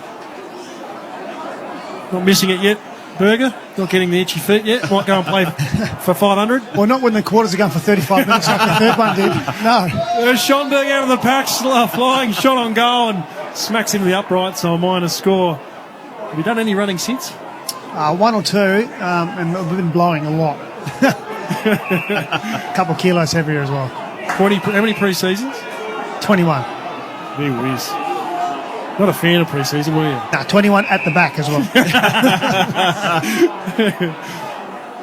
So Port Adelaide goes short. It's out of play, bounces over. You got a bit of leeway, didn't you, Sean, late in your career? Clarko sort of let you go your way, get your body ready as you need to?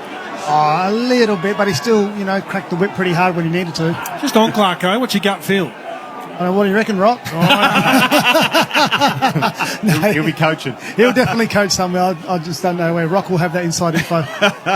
Ball spilling around, and here's Port Adelaide through Burn-Jones. Working to the outer side. And ball is rolling toward the line. We got Bonner there.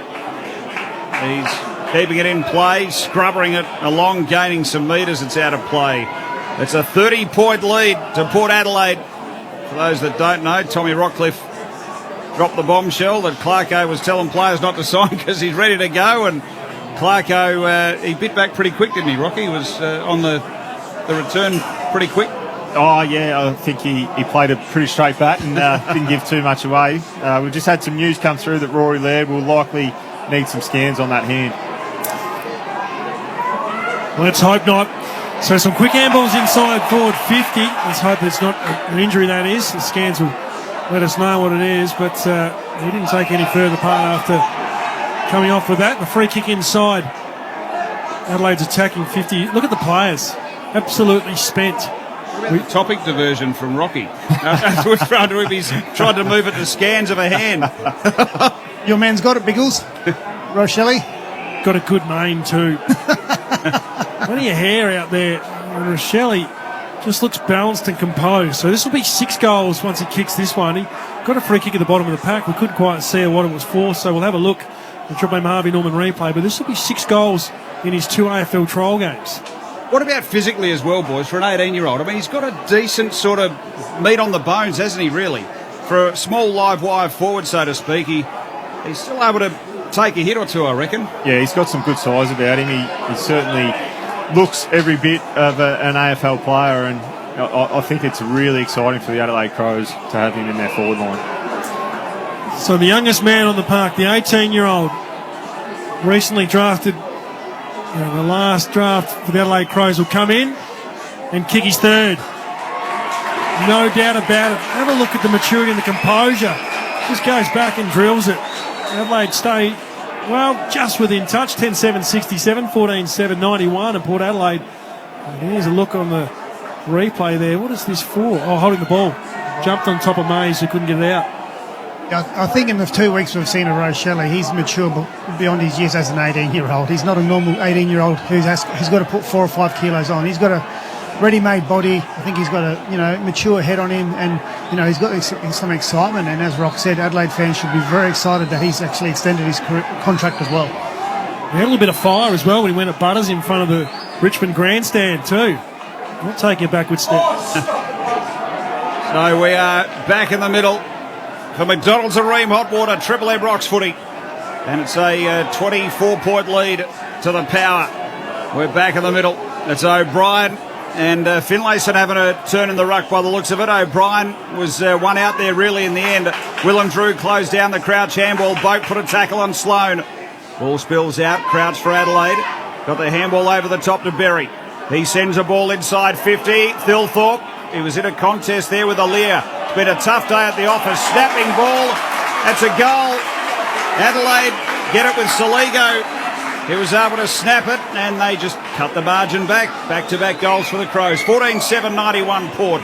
It's 11-7-73 the Crows. We're back to 3 goals on the Triple M scoreboard. Tom Rockcliffe and Sean Burgoyne on Triple M footy. Another crumbing goal for the Crows. That's all you can ask from your bigs there in that situation. Get the ball to ground and give yourself an opportunity. And that's something that they've done really well today, the Crows small forwards. They've turned up in waves and put pressure on, but also hit the scoreboard. Yeah, and we saw on the wing, we spoke about the wingers having a wing off before.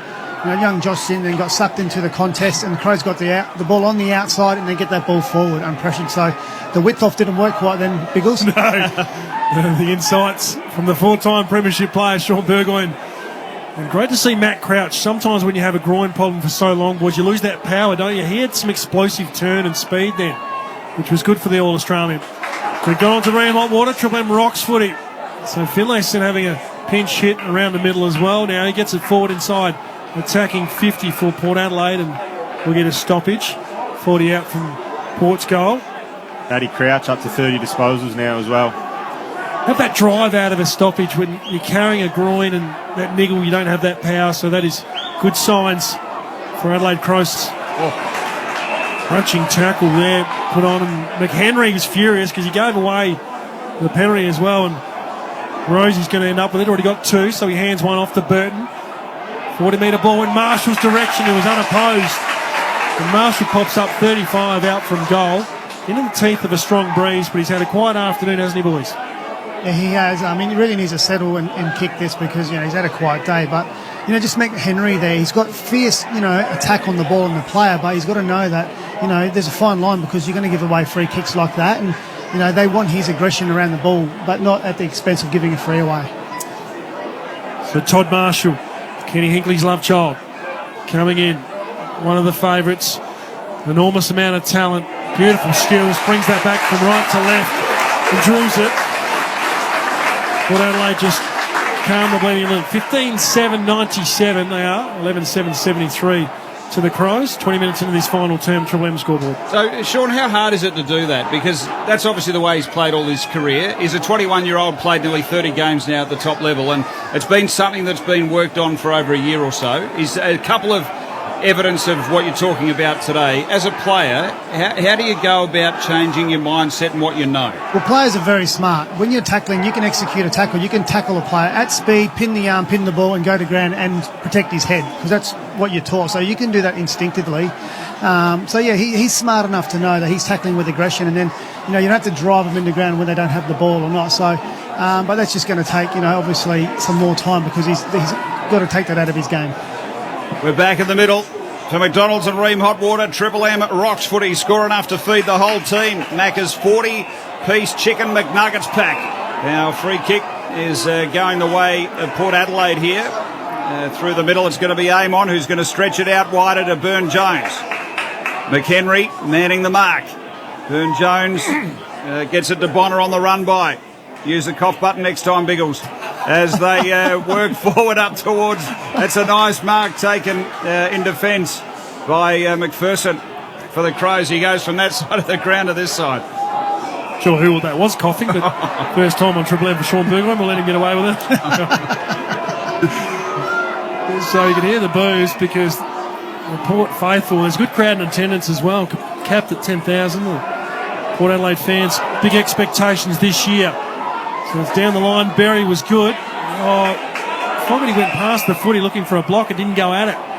You've got a big body like that, Fog, just clear the path. Just out of sorts, doesn't he? He's just playing with no confidence. He just needs to go after the footy and attack it. So Jake Soligo has taken over Dave McKay's number of 14. He drives it into attack. Numbers present up. McHenry, the pest, getting in and under. Sloane straightens it up, runs towards goal, but comes off the instep and a minor score. A bit dusty, Rory Sloane, after coming back in from COVID protocols. 11-8-74. Adelaide Crows 15-7-97. That's a 26-point lead on the Triple M scoreboard. He's got every right to have a shot there, Sloaney, but I think when you got Fogarty on by himself in the pocket, it's a good way to get his confidence up. Just pass one off and let Fogarty go back and have a set shot leading into round one. Give the kid a little bit of confidence. So Cleary, would he be a regular this year, Cleary? He was sort of a little bit in and out last year. Yeah, I think it was down to him and Mackenzie and Sam Skinner as well. So Mackenzie played earlier today. I'd say Cleary will get first crack at it again this year, and it's good competition for those key posts down back. So Butters' ball, he kicked it long. He got it to Georgiades, but Georgiades gave away a free. So it's going to go to O'Brien, who's had a Herculean sort of day of things. What are his numbers, O'Brien, boys, on the Red Z lending stats? Big Riley. He's had 14 disposals. I think he's up to 6 contested marks now as well. He's been amazing. And Adelaide bomb it long through Murray. It's going to come out, though, and a free kick. It's going to come back in. So it's going to be Adelaide, the middle of the ground, and they got the ball with Brown. He's going to send them inside 50. He goes long. Porter got the numbers here. No real flying opportunity, and Cleary, very nice. He was able to take it over Gallant, and he's going to go back and try and clear. Yeah, Rocky talked about Sam Skinner up against Cleary, and his emergency today. You mentioned played in the sample. He wasn't at Brisbane when you were there. Yeah, he was. Yeah. What are his attributes? Oh, he's just a really good competitor. The poor fella's had 3 or 4 knee reconstructions now, so he's never had a real good crack at it. And we've seen him play for South last year, really solid in defence, and carried him through that finals period. Port Adelaide threw him a lifeline. He was brilliant, Sam Skinner. Sample, no doubt about it. Oh, Wines was just brilliant. Sidestepped one, then ran with the foot. He gave to his old mate Travis Boak, who didn't have a forward inside attacking 50, so he just comes back. Georgiades, little stabbing ball, misses the target. Drew couldn't gather, but under pressure, just gets out of there with a long kick, and Aliir intercepts. And that is the strength of Aliir's game, ready to fly to the footy. Nice little block on there for him as well by Dusty Burn-Jones. Yeah, what about Port had no forwards when they were trying to go forward before? There were like 4 defenders and not one Port Adelaide forward. It took Sin to work down to be some type of option. He ended up being a bit too far away. Can they work something a little better here? Here's Lockie Jones. Front edge of the centre square for Port Adelaide. He's got Finlayson all the way out on this side of the ground, but he goes out that side and gets Bonner. 60 from home. Port Adelaide lead it by 23 points. Bonner with the footy. Nice squaring ball. Oh, nice numbers there. And Hayes having a run at things. All 205 centimetres, the big fella. Again, that's what you got to do to try and drag O'Brien out there. The ruckman's gone forward and got on the end of it, so you've got to try and make him accountable. He's done an outstanding job all day, Riley O'Brien, but Hayes can get one back on him here. So, as Red Bigland's touched on earlier, he's been 5 years at the club, coming in straight in front. He's yet to play an official AFL game. You reckon he'll get his chance this year? That one sprays out to the right. So the margin is 24 points Port on the Triple M scoreboard, and we're about to have the footy brought back in. They'll be all looking for the shower a bit later on. Ream hot water, steady, hot and strong, install the Ream. Right in front of the Richmond grandstand, Ryan Burton has had a fair bit of it. He misses the handball though, picks up a free kick. Schomburg dumped him and hung on to him too long. So the margin out to 27 points after the Adelaide Crows were a 2-point leader at quarter time, 5-point leader at half time, and then the third term really blew it open with the breeze. Marshall came up at the footy, had the drop, and have a look at the kick in the path of Travis Boak. He's the gather, and the veteran just strolls into a goal and kicks one. And look at him get around him. So Port Adelaide are now 16-8-104. Adelaide Crows 11-8-74. 26 minutes gone in this final term on the Triple M scoreboard. Really smart there by Marshall. He marked the ball, turned around straight away, faced his goals, and saw that Boak had the space. And you know, it's an easy goal, it looks like, but it takes really strong work rate from Travis Boak, who's resting as a forward, to keep that midfield work rate in the forward line, and gets an easier goal there. But it comes from, Marshall actually not slowing the play down, facing up, facing his goal, and then, executing the kick. Great kick as well. It was just line of goal, so even if Boak didn't get there, it was going to roll through or thereabouts instead of kicking it to the pocket where Boakey initially led to. So very clever from Marshall. Biggles, would you start taking off your prime movers right now at the 27-minute mark? Be putting the guns in the holsters, would you? Put them in the rack? Surely I'll be the worst coach in the universe, but that's what I'll be doing when you got some stars out there. The McDonald's and Ream Hot Water Triple M Rocks footy. Here's Butters working through the stoppage. Bouncing footy. A few minutes left in this one. Ball rolling around. We've got at the base of that Smith working hard, McEntee. And umpire runs in. We'll have a ball up. So it's about 55 out from Port's goal. They lead it by 5 straight kicks. 30 points, the Power. 16-8, 104 to 11-8, 74. They really took a while to get their game going. Port Adelaide opened it up a bit in that third term, and they've sort of held that margin since. Here's Fogarty. Gets it to Rochelle, who's been very lively. Just missed the Keys target. He's supplying some heat, though, Keys. Illegal heat, says the umpire. He was hanging on. So free kick to Port Adelaide across halfback. Riley Bonner looking to take his game to another level at just 24 years of age. Great user of the football. Switches out wide, and Cleary's got the old broomstick cramp going. Right down the back of the shorts. Couldn't bend the leg. Keep going, Cluz. Spots on the line, according to Tom Rockcliffe. And how'd McKenzie go today, Rocky? I'm not sure. I know Shawnee was down there earlier. Oh, yes. Yeah, he was solid. I think, he was had a couple of really big contests. Port Adelaide Magpies taking on Wood West Torrens. They took them on this morning in the Sandford match. And the Adelaide Crows played North Adelaide as well. So we saw Wayne Miller getting a run round in the Sandford. Great to see him back. He'll be a vital component if they can get him up for round 1. Limited game time. And another 50-metre penalty is going to be paid here. And that'll bring Carl Amon about 35 out from goal. No, he'll give it off, and Finlayson will line up for his third. Another infringement free kick. We're encroaching on the mark. Is that 5 now, 50s? Yeah, it's been a fair few. The forward line's operated quite well the longer it's gone on for Port Adelaide. So, Jezza Finlayson lining up for number 3, the boom recruit, to add to Port Adelaide's forward line. Does just that. The margin out to 38 points. And the Triple M scoreboard. Some tired players out at the moment, Shawnee. But yeah, there are. And I reckon Rock's right. I reckon at half-time the coaching staff would have said to the Port mids and forwards is, if we bomb it, we're going to bomb it to their ruckman. Obviously, we want to lower our eyes, and they've done that more the second half. So a lot more smarter execution going forward. In saying that, you have to still go fast at times and slow at times, but they thought their way a lot better in the second half. We'll have to get to Marvel pretty quickly after this game, boys. What's your overall thought about both of these teams on the back of today's performance? Yeah, I think the Crows would be quite happy with their performance. They took some senior players off at half-time, and that's when Port Adelaide got some momentum. I think Port still have a little bit of work to do. Their first half wasn't where we probably thought they would be at, but the longer the game's gone on, the better that forward line's operated. Finlayson, Georgiadis, Rosie, Marshall starting to work well in sync. All right, ball's wrapped up as we had a restart there for McDonald's and Ream Hot Water. Sean Burgoyne?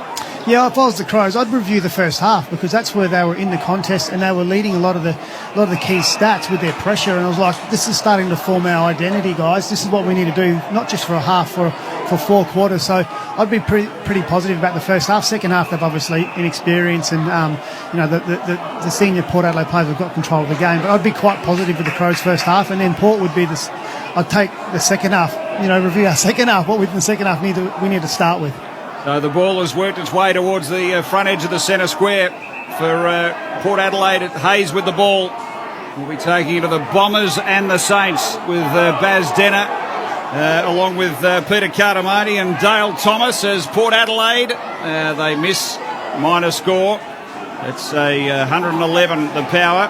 Adelaide a 74. All that happening on the Triple M at Ream scoreboard.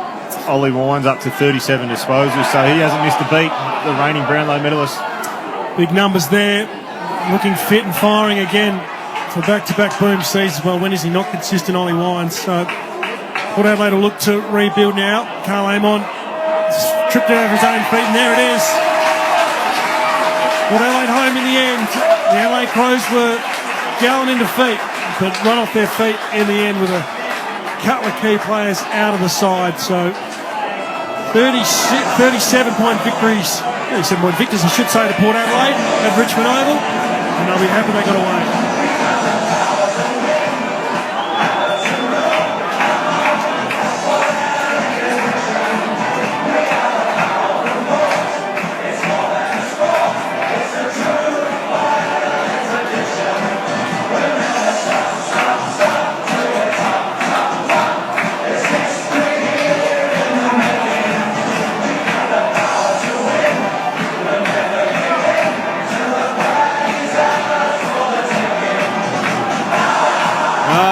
We're standing by to head to Marvel. Port Adelaide home. They win 111-74. Quick comment, Sean Burgoyne and Tom Rockcliffe. Up or down for these two sides this year from last season? I think the Crows will sort of hover where they were last year, and I'd love to see Port Adelaide go a step further this year. I see Port around the mark, and I think the Crows will be around the mark where they were last year, exact same spot. Well, fantastic stuff. Great stuff. Sean Burgoyne on debut with Tommy Rockcliffe. Port Adelaide 111, Adelaide 74 for McDonald's and Ream Hot Water. Triple M rocks footy. That quarter for Ream. Steady, hot and strong. Install the Ream. Triple M rocks footy. Shut up! The footy's on Triple M! Straight after this game, join the Temper Mattress call team for the Crows and Power. What have the Adelaide Crows got? Port Adelaide have hit the front. For Ream Hot Water and McDonald's, Triple M rocks footy. Oscar, Penny, Hercules, Horatio. If dogs are a part of your family, you'll want to keep your family protected. Jasmine, Jenny, Harley. Simparica Trio gives dogs fast and effective protection from fleas and ticks, deadly heartworm and intestinal worms. A simple monthly chew that keeps your dog safe from deadly parasites inside and out. Who wants to go for a walk? So if you're a dog person, you'll want Simparica Trio. Protection from fleas, ticks, intestinal worms and heartworm. Please join us at Woolworths to help communities impacted by the floods. You can donate at the registers or online at woolworths.com.au/stand. 100% of funds raised will go to the Salvation Army to help those impacted. Thank you for your support. Had you considered about being deployed in a war zone? Yes, they had deployments to Cambodia, Somalia, Rwanda. I applied to them all. Why? I don't really know, but I really wanted to go. Hi, I'm Adam Shand, and in my new podcast in partnership with the Australian War Memorial, I talk to modern veterans about their experiences, from enlisting to the impact of war on their lives.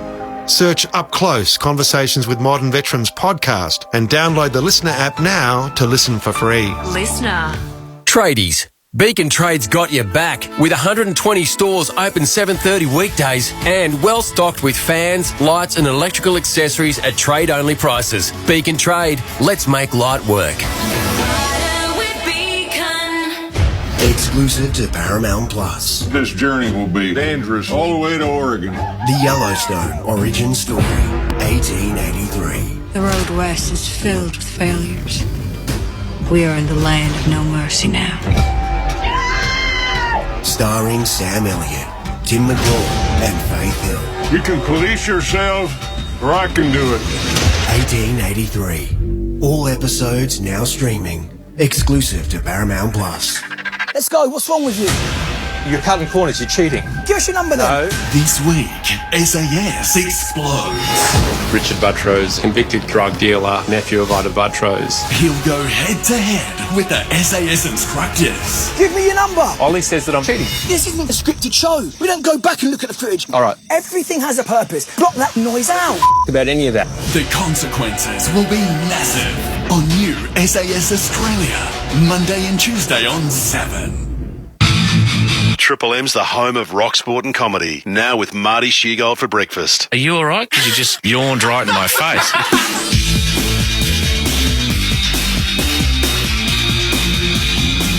Hi, I'm James Royce with our news briefing. The tributes continue for the late great Shane Warne, who's died from a suspected heart attack in Thailand overnight. Fans of the Spin King have left flowers, boxes of smokes and VB stubbies at his statue at the MCG across the day, while Victoria Sports Minister Martin Bakula says the MCG's Great Southern Stand will be renamed to the SK Warne Stand. I can think of no finer tribute to the greatest cricketer this state's ever produced. And Victoria has offered a state funeral for Shane Warne's family.